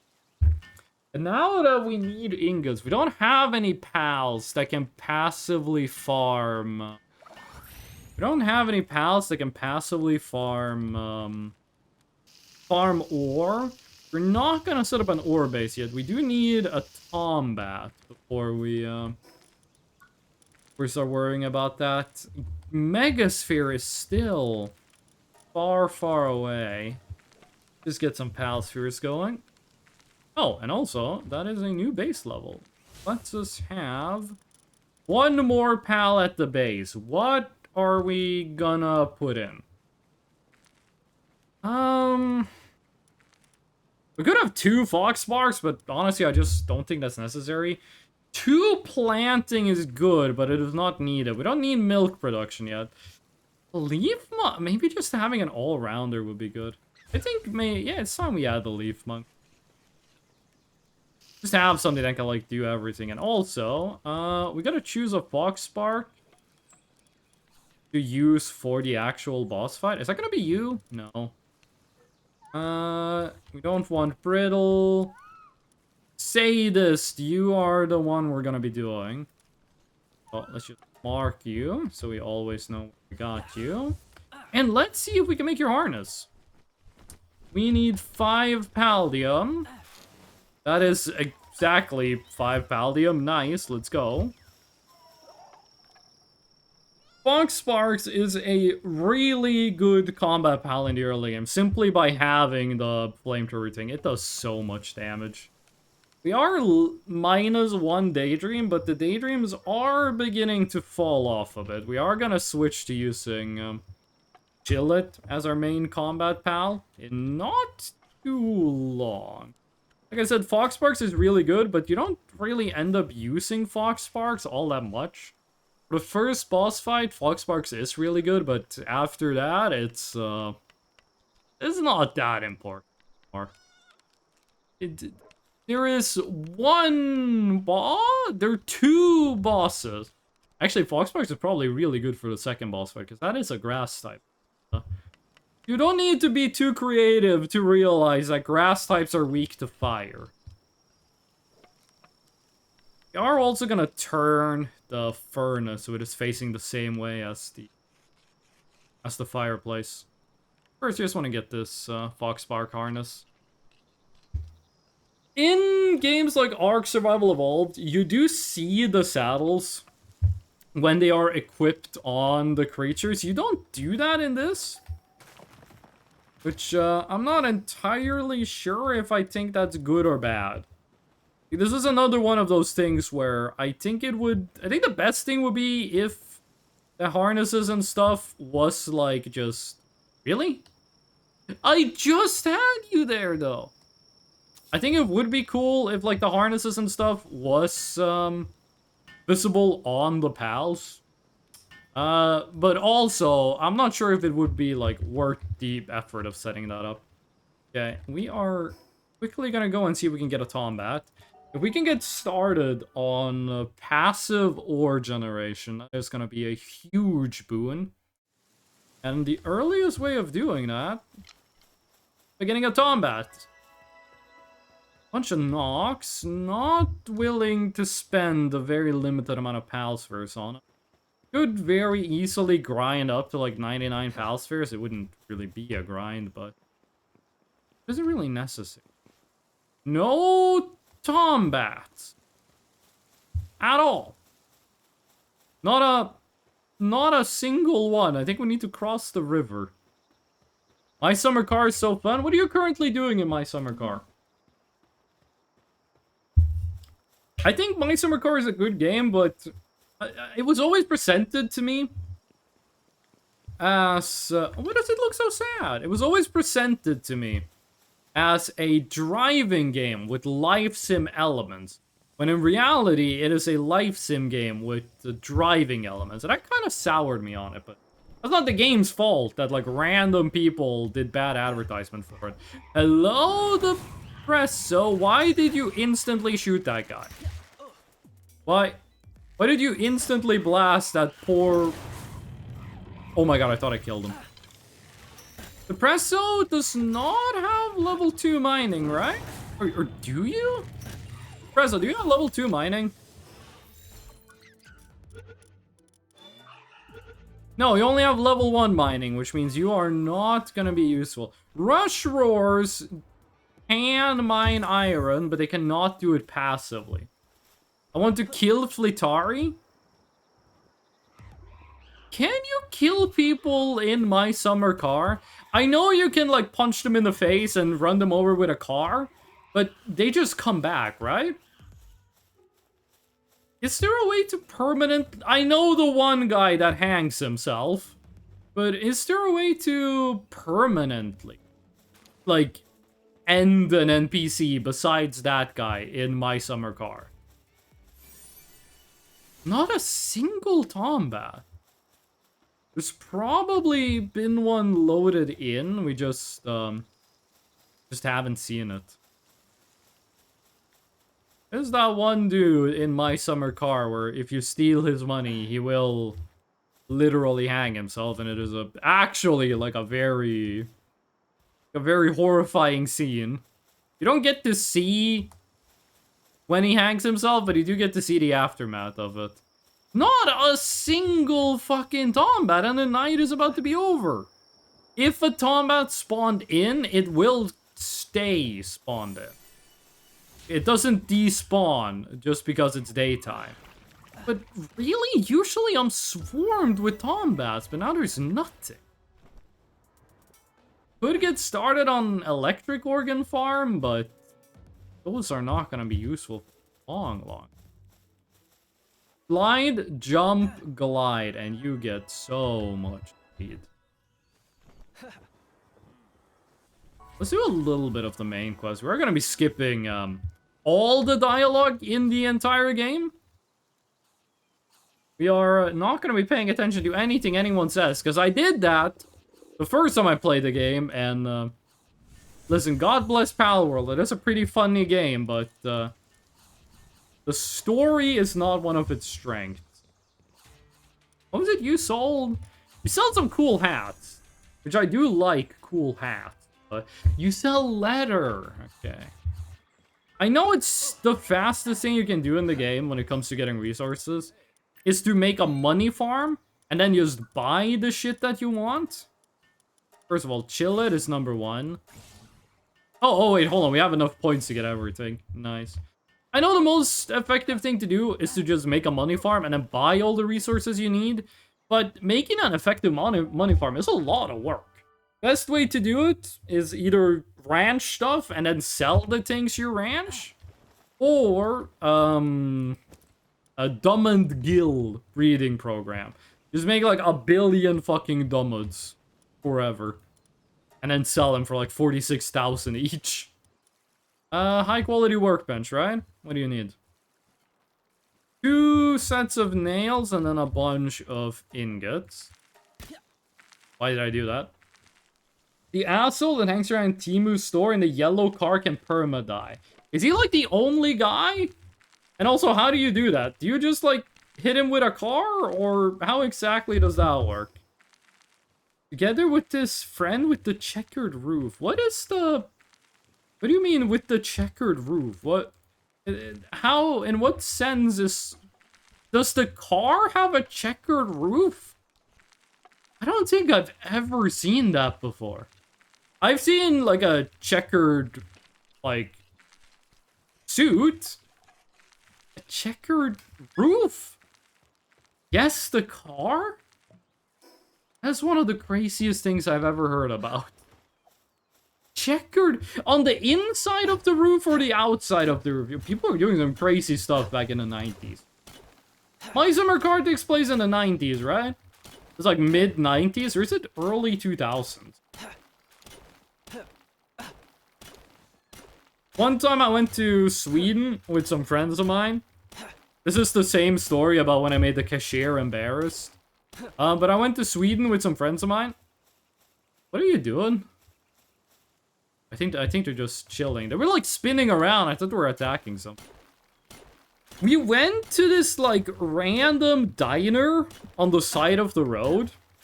And it looked like we stepped into like the 1960s. Like the menus and like they did the thing where they have like the menu is printed on plastic above like where you order, and it legit looked like it was from the 60s, and I'm pretty sure it was from the 60s. Because that roadside diner was from before World War II. And it was kind of fun to be there because they didn't have Wi-Fi. Was no like TV in there. They had a radio on the counter playing music, and it was put to like the ABBA/Europe channel. Europe as in the band, not as in the continent. And it was like you stepped back in time to like the 80s, and it was pretty fun.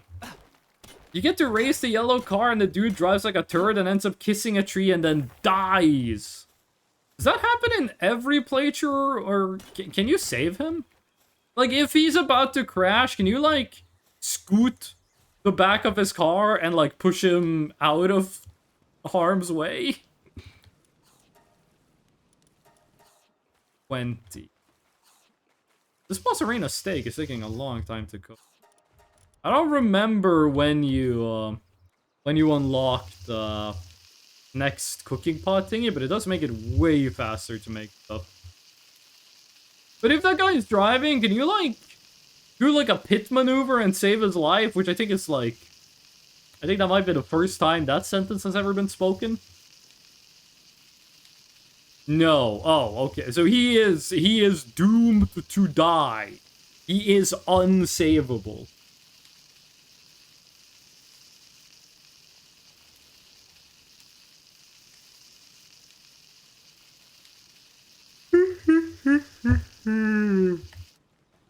Let us, do we repair this shit? Or we just make, I don't think we repair stuff. I think we just make the upgraded one.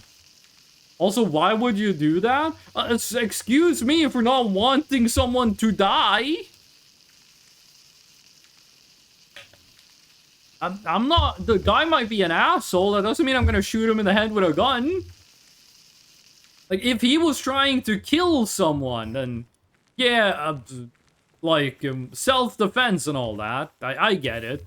But if the dude is just rude, I'm not gonna chop his head off with an axe. I'm not gonna put him in the fucking marrow furnace. I'm not gonna flay him alive and then crucify him so the buzzards can eat his organs. I'm not gonna give him a peanut allergy and then feed him a peanut. I'm running out of ways to kill people. Like, he's rude and something bad happened to him, and that makes you happy. Okay, I get it, yeah. But I'm not gonna, like, let him die through negligence. What if they had an Undertale? Is there a character in Undertale that can, like, die from negligence? Yes, there is. There is. Her name is Undyne, and it is if you don't give her water. He will run you over with his car first chance he gets. Okay, well then it's self-defense and the whole situation changes and now I look like the asshole. If he's trying to kill you, you can murder him. That's a weird way of saying it. If someone tries to kill you, you can use proportional self-defense. Now, very important, I said proportional. If someone slaps you across the face, you can't, like, carpet bomb their neighborhood. That's not proportional. But if someone tries to run you over with a car, you can let them crash into a tree. That is acceptable. The police in My Summer Car. Do they only fuck with the player, or do they like beat the shit out of other people? I might want to play My Summer Car again. I don't want to play My Winter Car because of the AI stuff, but My Summer Car, I might want to play that again if I can get like a, steering wheel and shit. Like if I can get there's a name for it, but like the set you use to drive in video games. The thing is, I think it's cool to have those. But at the same time, I know that if I buy one of those, I'm gonna use it once and then never touch it again. I've seen people buy, like, those consoles and shit you used to do, like, Microsoft Flight Simulator. Like, I've seen stuff like that. And then they use it once and then they never touch it again. And I don't want to do that. I don't want to do that. I want to go to my friend who owns one of those steering wheel thingies and then borrow it. I have a friend who has like a steering wheel thingy and a VR headset and he just plays Euro Truck Simulator. They have something personal with you. Why does that guy hate the player? What could the player character in My Summer Car, why did I do that, possibly have done to warrant being run over with a car? We need 8 more. Can you do 8? Yeah, you can do 8. What are we gonna do while that is happening? Medieval medicine work. That's next level. That is some next level shit. Chillet saddle does not need hits. Hanging trap we're gonna get because it is actually like a cheat code for catching pals.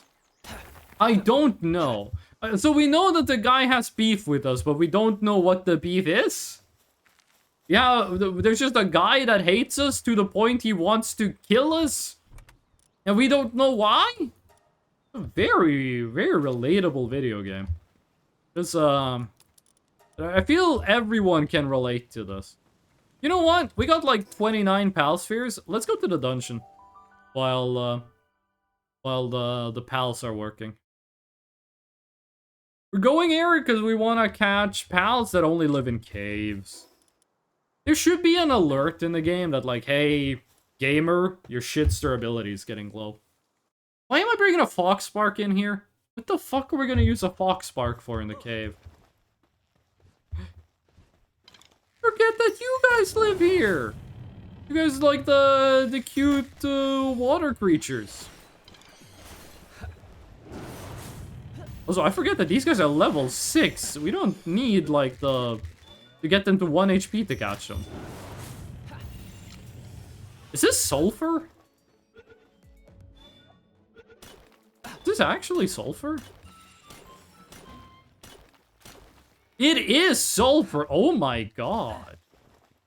I did not expect to see sulfur in like the first dungeon of the game. I think technically this is the second one. Because there's a dungeon on the beach right next to where you spawn. I do like how at in the in-game, like the first cutscene of the game, is you wake up on the beach, and then you just are teleported to the top of a hill. Fuddler, I don't remember what you do. I think your name sounds fucking insane. If I met a person in real life and they told me their name was Fuddler, I'd get mad at their parents. What do you do? You make stone be weightless. That's kind of cool. Only mining level 1. Oh, and you let me glide. Do I need to craft something for you? Ilmari, you just let me glide without needing to make something. That is really good. Early game glider is awful. It is very bad. The first thing it says to you when he stops you is, would you look at that? The local idiot got his license. Have you ever considered that the player character just has bad vibes? Have you... Oh, okay. Have we ever considered that the player character just, like, actually, like, fucking got, like, terrible vibes?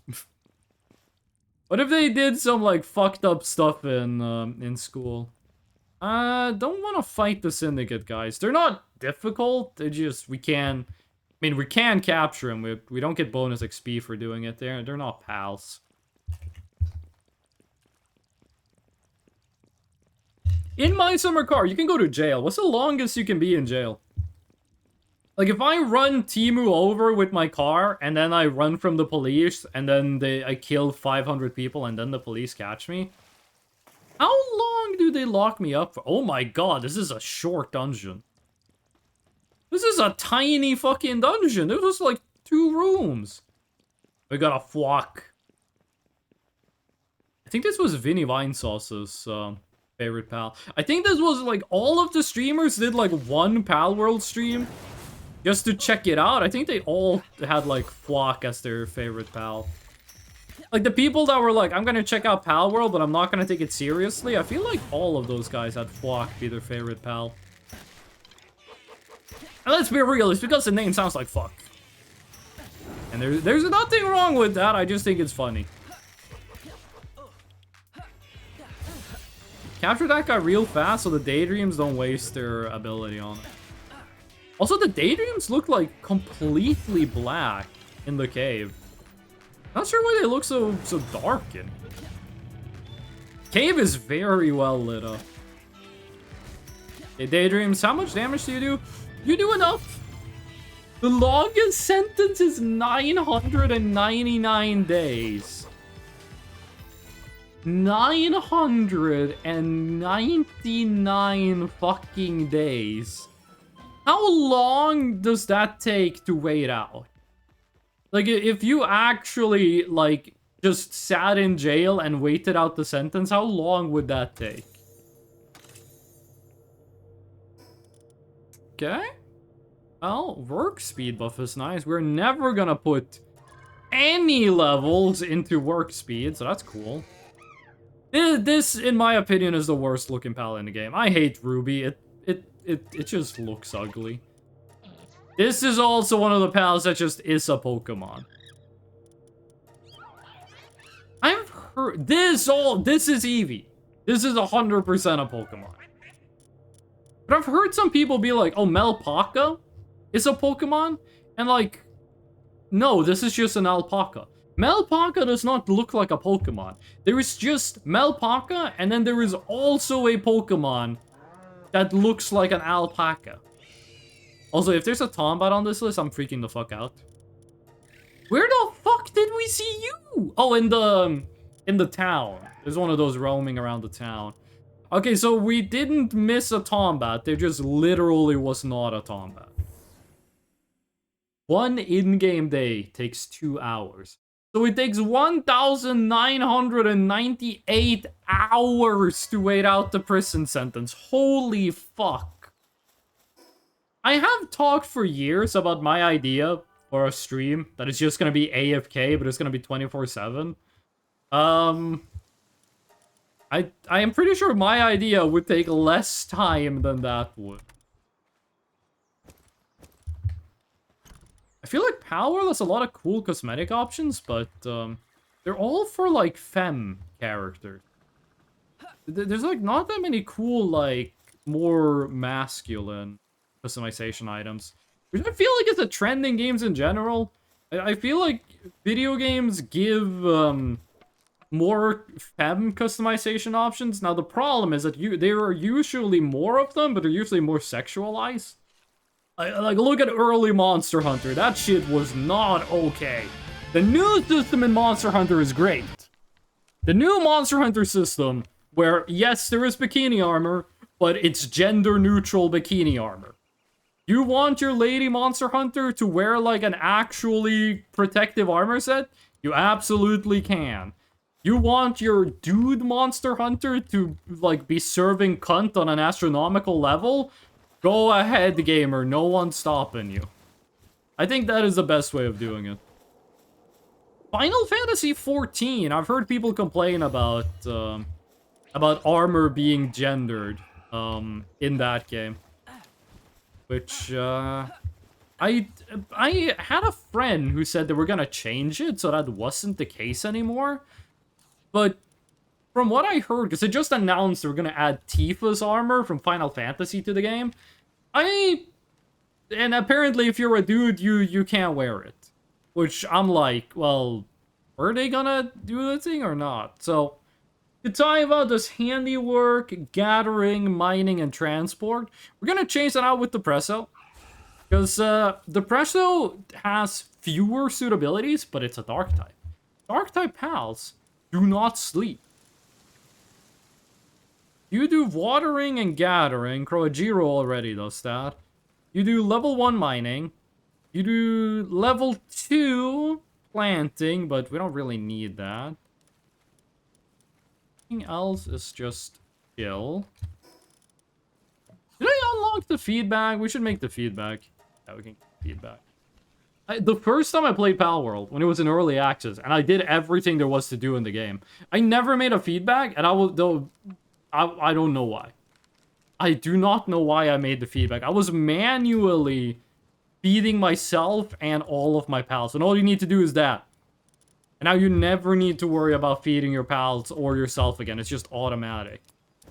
You do need to worry about having food, but having food ain't everything. Not having it is, or whatever it was that guy said.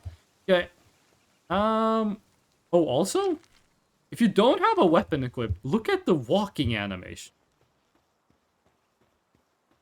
This is one of the worst animations I have ever seen in a video game. This animation is perfectly fine. This is a perfectly serviceable animation. This one as well. This is also a good animation. What the fuck is this? Something is wrong with the inverse kinematics on this one. I say as if I truly understand what that word means. Okay, we need to go get metal. So maybe we should just set up our second base. It is getting kinda close to nighttime. But no, I want... No. 1, 2, 3. It's getting kind of close to nighttime. We might be able to find a Tombat while we are out setting up the base. You need 1 pallium. You need 8 wood. We can have 2 bases, so we're just immediately gonna go set this up. Alien, are you happy that Cactus Mode is back? Are you a big fan of the Cactus Mode returning? Pepito Memento? That was actually one of the more effort-intensive channel point redeems. I needed to record a video. I needed to make the video like a real green screen. I needed to put up the music in it. Only thing about it is that I don't get to hear the noise. I don't get to hear the sounds when they play Devil May Sly. Which kind of sucks, because it is a really good song. God Hand has some parts that have aged absolutely horrendously, but it still has pretty good gameplay, and the music is really nice. And if you want, like, a video game that is very, and I mean very camp, God Hand got that stuff covered. If you want a game with good gay representation, do not play God Hand. Stay the fuck away from God Hand. That part is horrendous. Ugh. But it is insanely campy. Which I do like camp. We are in a era right now of like increased cynicism. Like if modern media has a very I forgot that this guy plays music when you talk to him. Right now, popular media is in a very cynical phase. I think one of the reasons that games like Undertale, Deltarune, the guy who made Undertale and the guy who made Deltarune should do like should do a collab. I feel one of the reasons those games are as successful as they are is because they are not cynical in the slightest. So camp stuff that is very much not cynical. Like camp, the whole deal with camp is that it takes itself very seriously. I think it's very refreshing, and I think it's very nice to have content that is unapologetically camp. It's unironically refreshing to have a piece of media that takes itself completely seriously. When so much media otherwise is just very ironic, cynical, playing things safe, not taking any risks, being like the slop. Basically, I'm not saying all cynical media is bad. There are some cynical pieces of media that I'm a big fan of, but I do unironically feel it is refreshing when I'm like watching Star Trek: The New Generations, and something happens that is goofy, but all the characters take it completely seriously. I'm like, yes, care about stuff, care about things. Ugh. You think those daydreams get along, or do they have like co-worker relations? Like these daydreams, do you think they would like hang out and have fun after work, or are they like only tolerating each other as co-workers? There have been so many people in my life where I have been... Also, that sentence made me sound really fucking old. I'm only 29. But there have been so many times I've been at work, and there's like a co-worker, and I'm like, this person is cool to work with. Never contact me outside of work. Like, so many people where I'm like, yeah, this is a cool, normal person. Never talk to me during my spare time. And of course, you don't say that, like, out loud to them, but like... People know the drill once you've been working a while. You know how it is. This is one of my favorite base spots in the early game. There are way better spots than this in the late game. But just having this as a passive ore farm, if a fucking Tombat can ever spawn, is really nice. Is just putting a couple Tombats in here, putting a Penking or Penguin or whatever they're called, the guy from Batman, you just have hundreds of ore at any given time. Somehow, hello, Ruby, my least favorite pal, die. Actually, don't die. I do want to catch you for the bonus XP. I don't want to be rude to the Ruby. I forget what it is they do. I think they drop fire organs if you set them to ranch. Right? That's what you do. You drop fire organs. You think it is one of the pal. I think it is the pal with the worst sign. Drops flame organs when assigned to ranch. That is not bad. That is something that you need. But, far from the most important thing. We're getting pretty close to, fighting the boss, actually. We're getting pretty close to where I wanna be before we go and fight Zoe. I feel like I'm always over-prepared for Zoe, and then, like, every boss until Sunreach, I'm, like, under-prepared. And then... No, every boss until Sunreach, I am, like, perfectly prepared. And then every boss fight afterwards, I have no fucking idea what. We're gonna get pelt armor, and then we are gonna go fight. So, what do we need to make pelt armor? We only need ingots. They are on the way. And then medieval workbench needs 1 ingot worth of nails. We're just gonna get that.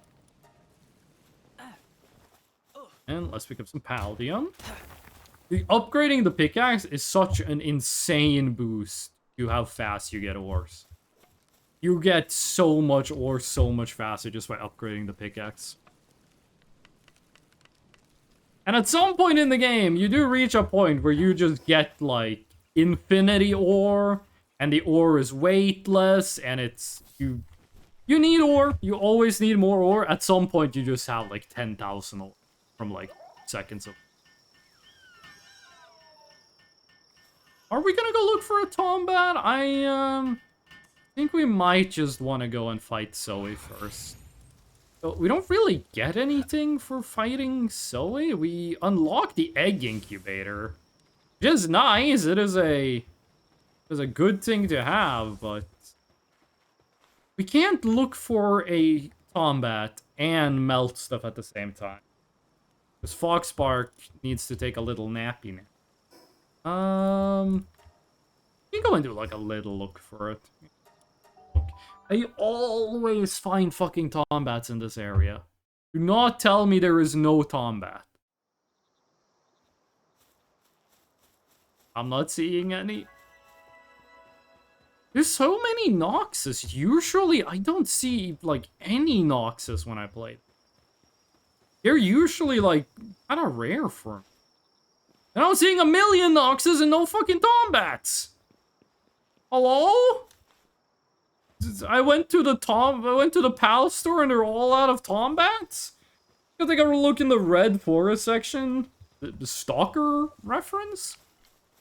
I kind of do want to stream the Stalker DLC when that comes out. I'm not sure how many people would be interested in watching it, but I do want to... I really want to play the Stalker DLC when it comes out, and I do kind of want to stream Stalker 2. I've played a lot of... I've streamed the other games, not streamed Stalker 2, and that has mostly been, like... Back in the day, my PC was not strong enough to be able to stream Stalker 2, but now it absolutely should be. Is that a Nox? There's a Wispaw! We do want a Wispaw, they're good at handiwork, but...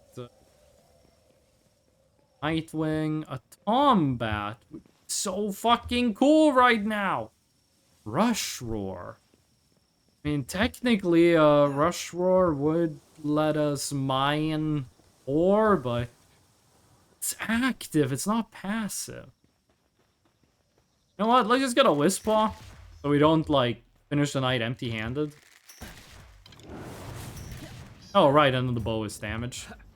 We are, like, a level away from getting the crossbow, but I'm not sure if we're gonna level up before we fight the boss.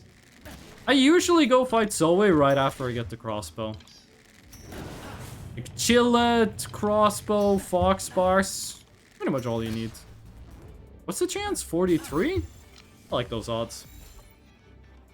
Mostly, we are worried about time. Combat only spawns at night. Whizpaw, Dainty Eater. That's good.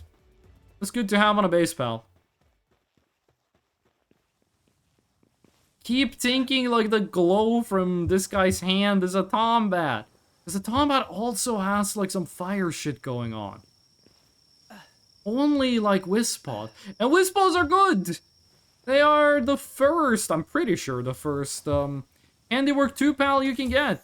You can go and get a Rebunny. Rebunny? I think Rebunny. Like Ribbon Bunny. You can get one of those really early in the game, and they do give all of your base pals +1 handiwork, which is really good. The first native 2 handiwork, I'm pretty sure is a Whizpaw. I thought the Daydreams were Tombats. Did they change how Tombat spawns work? I have never gone this long without seeing one. Usually I see more Tombats than I want, but now I'm not seeing any. Granted, if we wanted 2 mining, we could just catch the Kinguin or whatever it's called. Well, I don't remember what level it. What level is this guy? What is this guy's power level? You are 15. Okay, I don't really want to fuck with that. We're really close. Thing is, we don't really have a way of damaging it. The bow is damaged. Foxspark is strong against it, but it is also effective against Foxspark.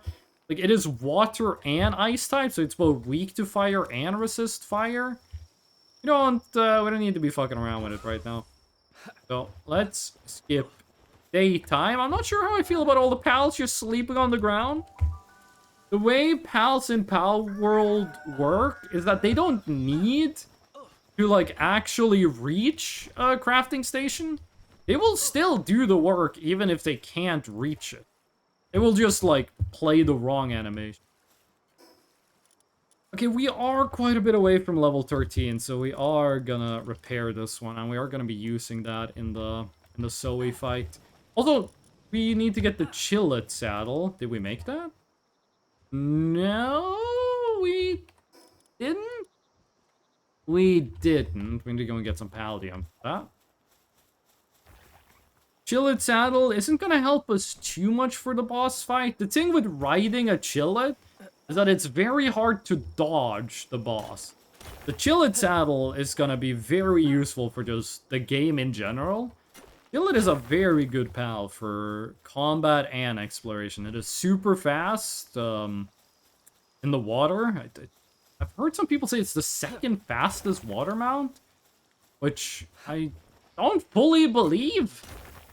I was kind of surprised when the legendary water mount was not that fast in the water. I kind of expected more from him, but maybe Chillet really is the fastest one. I know Gangler, if you like build your entire party for speed, you can get a super fucking fast Gangler, which we are gonna want to do at some point, but other than that. Belt armor. Chillet saddle. This is gonna be the 2 major things we want for the boss fight.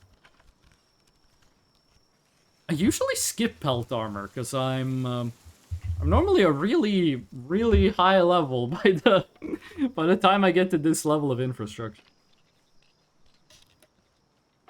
Playing on 0.3 XP rate, it feels a lot better than playing on 1.0.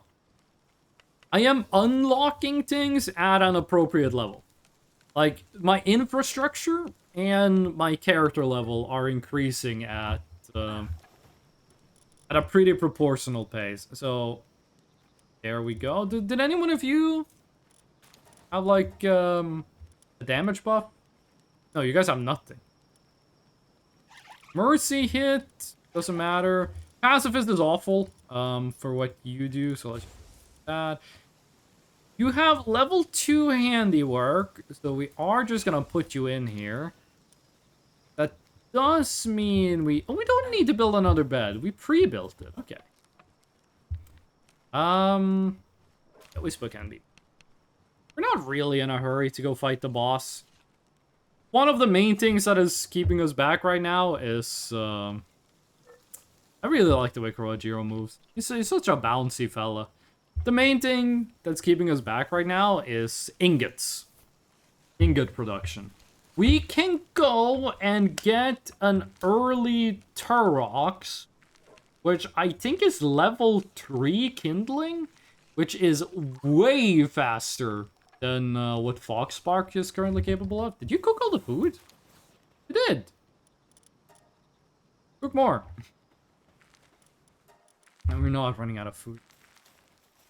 We're gonna be eating berries for a long, long time. Then when we get to like level 3, 4 in planting, watering, and gathering, we are gonna switch over to salads. We just need to make sure we have an insane inventory of berries first. Because salad production is kind of slow to get started with. If you have no food and then you start salad production, there's gonna be a period where you're starving.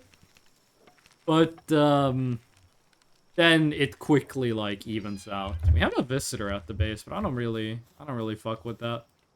I know a lot of people like just capturing every single human being that steps foot in their base. I don't really do that. I don't like capturing humans too much, but, sometimes you just gotta. Okay, and should probably make this thing, which I'm not sure if this does anything. It gives you defense and it gives you HP, which is really all you want out of armor. Does this have like a passive bonus? Max carrying capacity. Okay, that is pretty good. And we just go fight Zoe. I remember when the game first came out, there was a bug that let you capture all of the tower pals, and I did that, and I just had like queuing cages with all of the boss pals in them. But they did patch it. You can get Zoe and Grisbolt from doing a quest line, which I'm not sure we're gonna do. Because, yeah, getting a Grisbolt is really nice, but you'd need to get a Grisbolt to finish the quest line.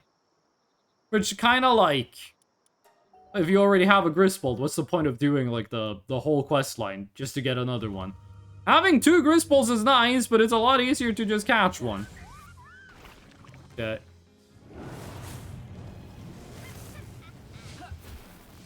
Doing the 3-hit combo. Last hit is a little delayed, but nothing Elden Ring hasn't prepared us for. We are doing pretty well, but we only have 5 minutes to beat this guy. Okay, then you go away. Till it comes out. This is the first time in a while I'm fighting this boss without having the crossbow. Oh shit! You froze him. I de-summoned Chilled because it was about to take a hit. But it did hit the freeze. The general strategy you want to use for this is the moment they're about to attack your pal, recall them. Mara, how you doing, Mara? How's it going? How was the Team Fortress 2 stream? How's it going, Mara? Also, keep an eye on Foxspark. No idea what they're attacking. They are not doing well. We are kicking their ass. We are over-prepared, I think. Maybe this boss is just easy. How's it going, Mara? I don't know why they keep pushing Chilled into the corner. Might be something about like the Chilled alpha hitbox being too big. It used to be if you recalled your pal while they were aiming, they would just aim up in the sky for some reason. They did stun Chilled, but that's nothing a quick desummon, resummon won't fix. We have 300 minutes to do 2,000 damage. This is gonna be simple. Foxspark's got 3 seconds left. And I really... oh, shit! I didn't...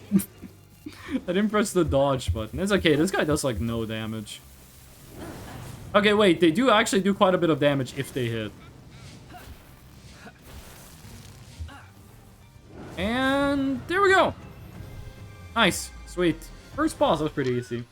I'm tired from work today. Mara, what is your job, Mara? I don't think you've told me about your job before. Also, that emote looks like a depresso. I know that's not a depresso, but it does kind of look like a depresso. Mara, what's your job? What's your address, Mara? What's the 3 numbers on the back of your credit card? What's the name of your favorite teacher in school, and what was the name of your first pet? Don't answer any of them. Barista! Ah! Okay. I might be wrong on this, but barista is specifically coffee, right? Like, baristas do coffee. Bartenders do alcohol. And then milkshake is probably also a barista. Yeah. Mara, have you played Palworld? Because that emote you sent looks like this guy. It kind of looks like this dude. This guy's ability is that they drink an energy drink. Yeah?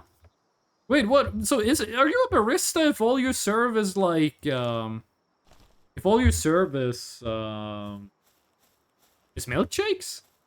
I don't think malt stores exist anymore, but where those people considered baristas? What's your plan for today, Mara? What you gonna do? You got planned for this glorious Sunday of normalitude. What are you gonna do on this completely average, regular Sunday where no special events are happening? I say that like I'm hinting at something, but honestly, I just didn't know how to make the sentence interesting. We are not gonna do... Okay, this is a main quest. I'm not gonna do the Zoe quest line until, like, level 30. Because you need to be level 30 to complete the quest line. Probably just fucking around Sims 3. How is Sims 4 doing now? Because when Sims 4 came out, people said that it was doo-doo dog shit. And that Sims 3 was better. How is, How is it now? How is the... How is the situation? Okay, we have done all of the major stuff to do in this region of the game, but there is still... We didn't see a single combat. I hope Sims 4 die? Wait, what did Sims 4 do? What the fuck did Sims 4 do? That's where we saw the Dasi. Dasi is cool. They are an electric version of Daydream. Which makes them a little less useful, because electricity is good against water. While Daydreams are good against normal types, and normal types are really common. There should be a pal that does what Daydream does, but with dragon damage, but I don't think so. Wait, why? I'm playing the game as if I'm wearing the Ring of Mercy. No, I'm not. Being subpar and the reason why we will never get Sims 5. Mara, if this is completely wrong, I'm sorry. But I thought they fixed Sims 4. Like, I thought the story was Sims 4 came out. It was really bad. And then they fixed it and made the game good. There's the Ring of Mercy. It is level 18. Okay, we are gonna make an egg incubator. 5 cloth. We should be able to make that. Mara, I don't want to, like, drill you on a video game you don't care about. But what is it that makes Sim 4 subpar? Like, I'm asking from a place of honesty. What is it that makes Sim 4 bad? I honestly do not know. Okay, we want a couple of these, actually. We want a lot of these. We can only make 2. So that means we need 9 cloth. We can make a lot more than 9 cloth. Oh. I played Sims when I was a teenager. Quite stressed out. I'll go take a bath. You know what? You don't want to take a bath, you stinky boy. Are you a boy or a girl? I can't see whether you're a boy or a girl. You stinky person, take a bath. It is a boy. Why didn't they want to take a bath? That's so weird. But I did play Sims for like one session when I was a teenager. And I did the thing where I pretty much just made like me and I gave myself the ideal life and it was pretty boring and then I stopped. I think if you're gonna play Sims, you need to be like, I'm gonna make drama happen. It was supposed to be online only? SimCity 2013 rightfully scared EA and scrap a lot of features. SimCity 2013, that was the game where it came out and it was awful, and then like the same day, City Skylines came out and it was really good, right? Like City Skylines mogged SimCity, right? Now it's a vehicle of so much mediocre packs. The Sims 4 had like 12 million DLC. Did they not at some point be like, hey, we have put all of the DLCs together? So like instead of spending like $200 to buy each DLC individually, now there is just one big DLC for $60. Was that a different game? I know Monster Hunter Wilds did that. Like 2 weeks ago they did that, which I think is a good thing to do. But did The Sims not also do that? Or am I stupid? Am I a moron? Am I an idiot? Did I jump out the window? Keep in mind, I do live on the first floor. Okay, and then let's see what our eggs have in store. The big water egg could be a kinguin, which would be nice, because that would be the first pal we can get that can do... What would be the first pal we can get that can do mining level 2? Mara, I saw you were playing Team Fortress 2 on stream. What is your main in TF2? I kind of did talk a little bit about TF2 rebalancing earlier in the stream. I am an engineer slash pyro main, depending on if I'm on attack or defense. But I have been forced by society to play heavy. Because when I play heavy, I get the top score in the server. Oh, Jesus Christ, you are murdering them. I like how the Kinguin, like, didn't care for a second that we were, like, killing the baby penguins. Wait, hold on, we're beating the shit out of me. Oh, fuck. Okay, only the Kinguin left. Gotta make sure we don't accidentally kill him. He is ice and water type, so I don't think Foxbarks is gonna be good. The reason we're using Chillet is because Chillet is dragon and ice type. Oh shit, I was just about to say they resist their own weakness, but that does not seem to be the case. How much damage does this do? Mediocre damage. Mid damage. That is not the worst. Oh Jesus, that attack comes up really fast. Every time I play TF2 as a class that's not heavy, I don't do too good, and then when I switch to heavy, I fucking dominate the lobby. I don't know why. I think it's just because heavy is really easy to play. I want to be engineer, and I want to do like a clip-worthy play with the Frontier Justice, but the other people in the server do not want to let me. Pyro, Soldier, Scout, and Sniper. Listen, Mara, you can't have 4 mains. You can't have 4 mains in Team Fortress 2. Like, you give me 4 of them, why do I feel like one of them is gonna have twice the playtime of the other ones? 4 ancient civilization parts? Oh my god? Oh my goodness? Where do I even get the accent? Okay, crossbow is good, metal chest is good, cooler box is required at some point. Nice. Pyro, Soldier, Scout, and Sniper. Wait, you're Pyro and Soldier. They kind of... You air blast yourself. You're also Scout, which moves maximum, and Sniper, which never moves in the history of the universe. There are multitudes to this. There are juxtapositions in this. Okay, but now that we have a Kinguin... Wait, you're mining level 3? I thought you were mining level 2. Okay, well... Gonna be doing a good job. And then we just need one pal to do transporting. I kinda want to put Dossie in the party so she can do the daydream thing, but for water pals. Well, let's put Calamari in here. Pyro plus Scout, you air blast yourself? Damn, you figured out Mara is a beggar soldier? I'm not sure I figured out anything. I'm a little confused at what you're saying. What? Oh, beggar soldier because it explodes when you reload it. Okay, no, yeah, I get it. I don't play soldier. I've never hit a market garden. Every time I play soldier, I feel like I have no ammo.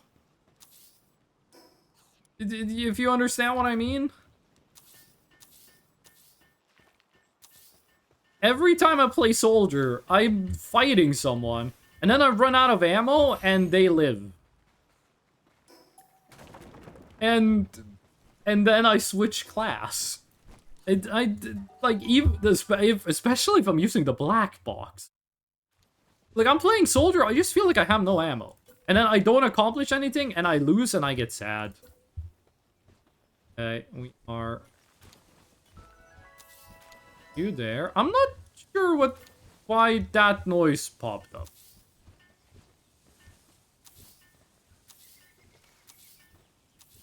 Here we go. And then we are just gonna put a bunch of berries in there. Then we want to make a sauna, and that should be all you guys need. Just get me infinite ore and infinite mushroom. Beggar Soldiers is when you are a menace to your enemies as well as yourself. I know that the gun explodes if you reload it. I think is really funny, and they should do more stuff like that. Okay. Kinguin? Croagiro? He's a cool fella, but not what I wanted. Nancy is good. That is a lot of extra XP. Why can't we make you? How are we always low on Paldium, gamer?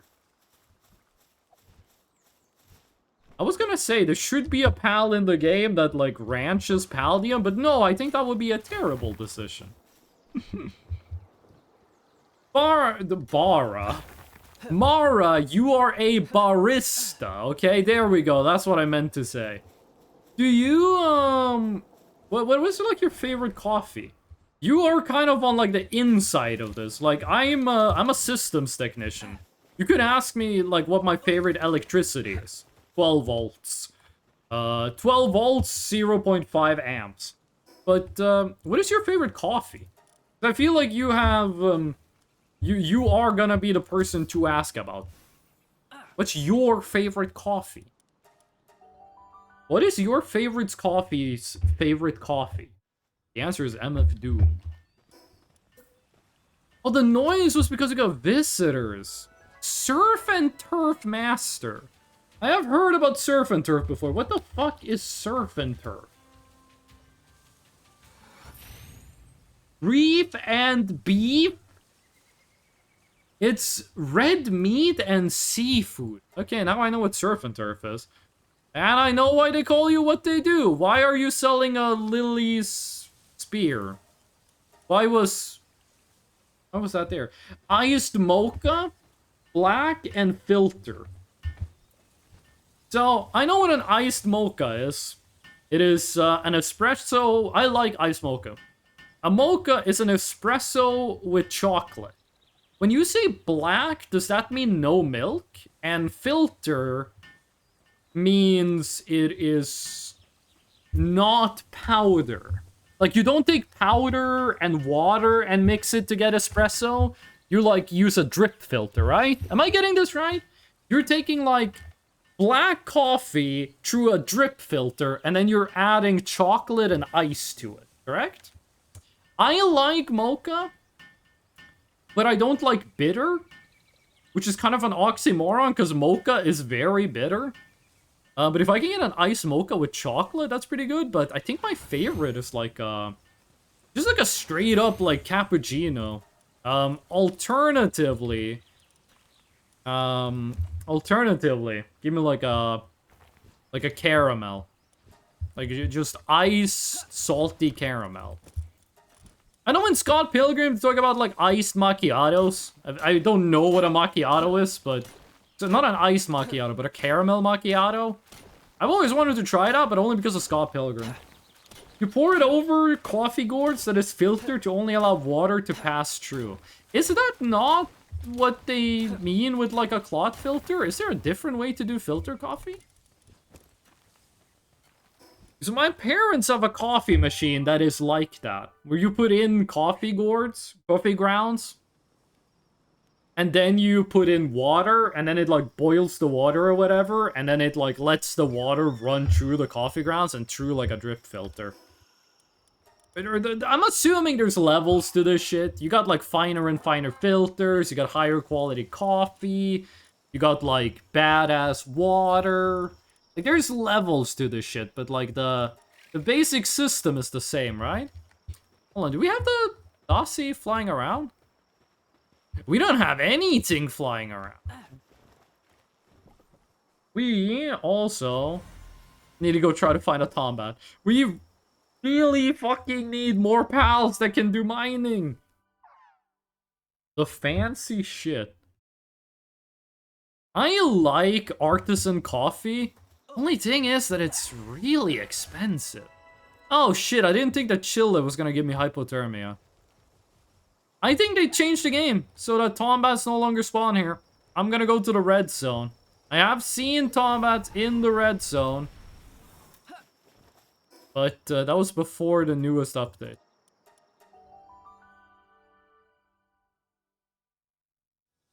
I like artisan coffees, like, a lot, but they are just really expensive. Which, you know, sucks. People deserve to get paid. That's all what I'm saying. It's just like, they're too expensive, dog. I can't afford to spend all this money on coffee. I did learn at work that we have something that's called, like, if we eat lunch at work, but we don't eat it in, like, a cafe or a cafeteria or a canteen, we get $15. So at work, we just kind of go to the grocery store, buy whatever the fuck it is we want, and, you know, it's gonna end up costing less than $15. And then we just write down that, like, hey, we didn't eat in a designated eating area. And then work just gives us $15. It's pretty nice. Tombat! Ooh, 2 pieces. I'm hungry. Oh, right, I didn't grab any food for myself.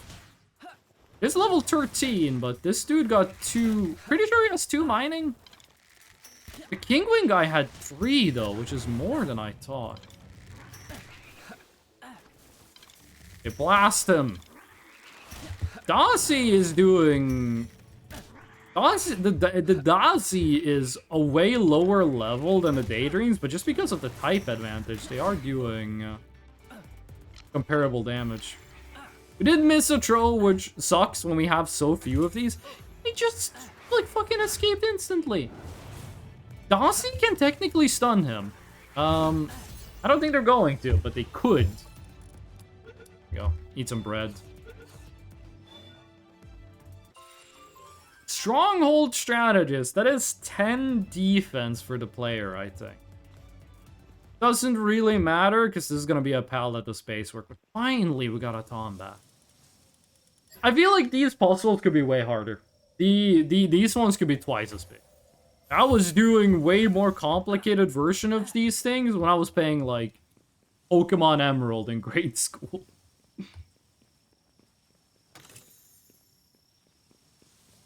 Any more combats? There is a huge verdant egg up here. There's a chance that also we don't have maximum.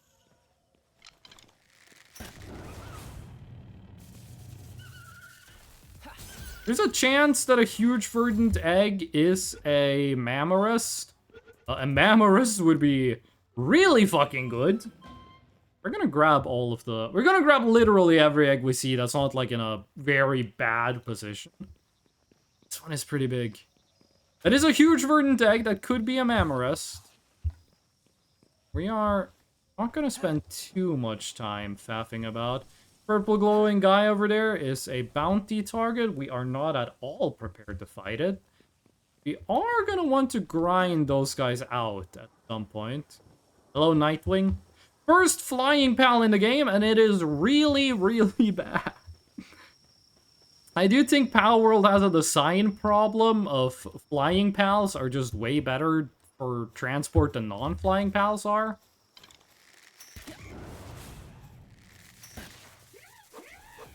Oh, right, this guy resists electricity.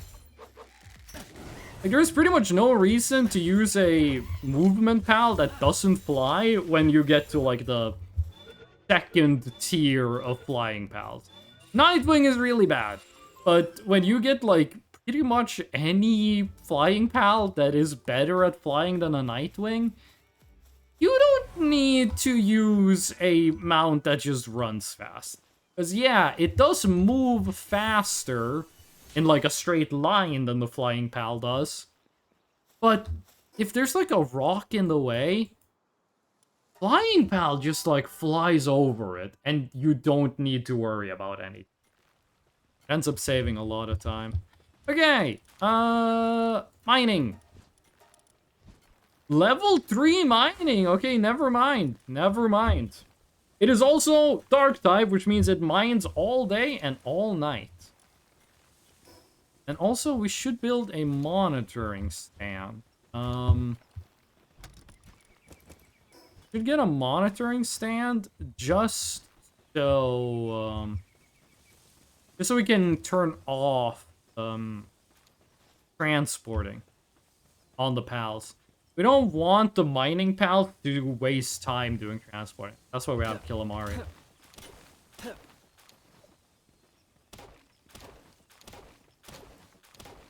I don't know why I do, like, Fortnite strategies. I have probably played less than 10 hours of Fortnite in my life. But I still do, like, shit like this when I'm mining. I think it's from DayZ. You never want to stand still in DayZ, and I think I have this, like, compulsion to move like this from playing DayZ. I'm not sure if it actually helps with, like, not being, like, immediately headshot. Did you guys see the game get really blurry there for a second? Why is the game so blurry? I am not having an, I am not having a stroke. Why is the game suddenly blurry? What? Why is it blurry? I'm gonna assume this gets better when we fast travel someplace else, but why is the game so blurry? Okay.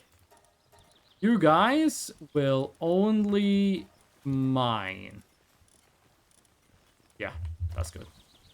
There we go. And that should be how we get infinite ore. Of course, gonna keep filling this out when we get more and more pals that do, like,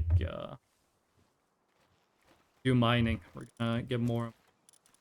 Level 3 crossbow schematic right before we make the crossbow is actually a very nice find. Why is the game so blurry? I feel like I'm going crazy. Why is it so blurry? Real life isn't blurry. Looking around my room, it's not blurry. Why is the game... Like, when I play the game and I see it gets blurry, I'm like, am I having a... Am I having a... What is it called? Why do I not know the name? A migraine! Why did I not know what a migraine was when I get migraines IRL from time to time? Okay. We want to make that crossbow schematic. Can we do it? Yes, but it is gonna require resources we absolutely have. Kind of weird that it costs 2 nails when you make them 5 at a time. We're gonna need to make 5 of those before we get back to like a clean number of nails. That is barely any more expensive. For nearly double the damage, we are absolutely... This is a steal.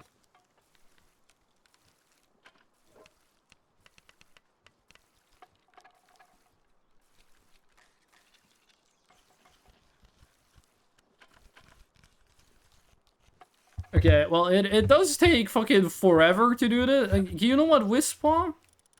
Wispaw, you should not be doing... you should not be doing lumbering. You should be crafting shit. Yeah, it does take, like, forever to craft this, which I guess is the downside, but... It is, like, nearly twice the damage. Insane stuff. Megaspheres are gonna be really nice to have. They do cost ingots, but right now, the only thing that's keeping us from ingots is gonna be the furnaces. And probably want to make a second. I usually end up with like 4 furnaces when I'm playing this game. Usually end up with 4, and before I get like the ones where multiple pals can work on them, and those I usually just get 1 of each.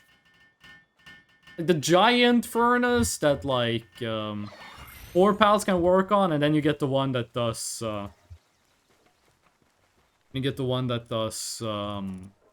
like you need the cooling and the kindling. Okay, you have 1 fire, and you have 1 fire. You have runner. Brittle does not matter at all for base management, so we're just gonna put you in here. And then we are... Oh, we don't need to make sure that you only do kindling, because kindling is the only thing you... Okay, the game is super fucking blurry. I don't know if I can fix that. I am addicted to doing the base management stuff, though, so we're gonna build this first, and then we are gonna see about blurriness of the video game. Okay, listen. It's been 3.5 hours. I'm not sure if I can, like, quick fix the blurriness. This might be a good spot to end the stream. So, let me just do this. Discord for when there's a new stream, for when a stream is cancelled, the stream is delayed, or there's an extra stream, and all the VODs go up on YouTube. And yeah, before I go on a quick shout out, a quick thank you to everyone who came by and watch the stream and listen in, and all the lurkers. We love the lurkers, and I'm gonna send you guys over to my fiance. There she is, Bulba. We're gonna raid Bulba, and we're gonna be really nice to Bulba. Oh! There we go, and I'm gonna go get some food. Okay, I'm gonna be back next week. I hope to see you all then, and until then, be nice.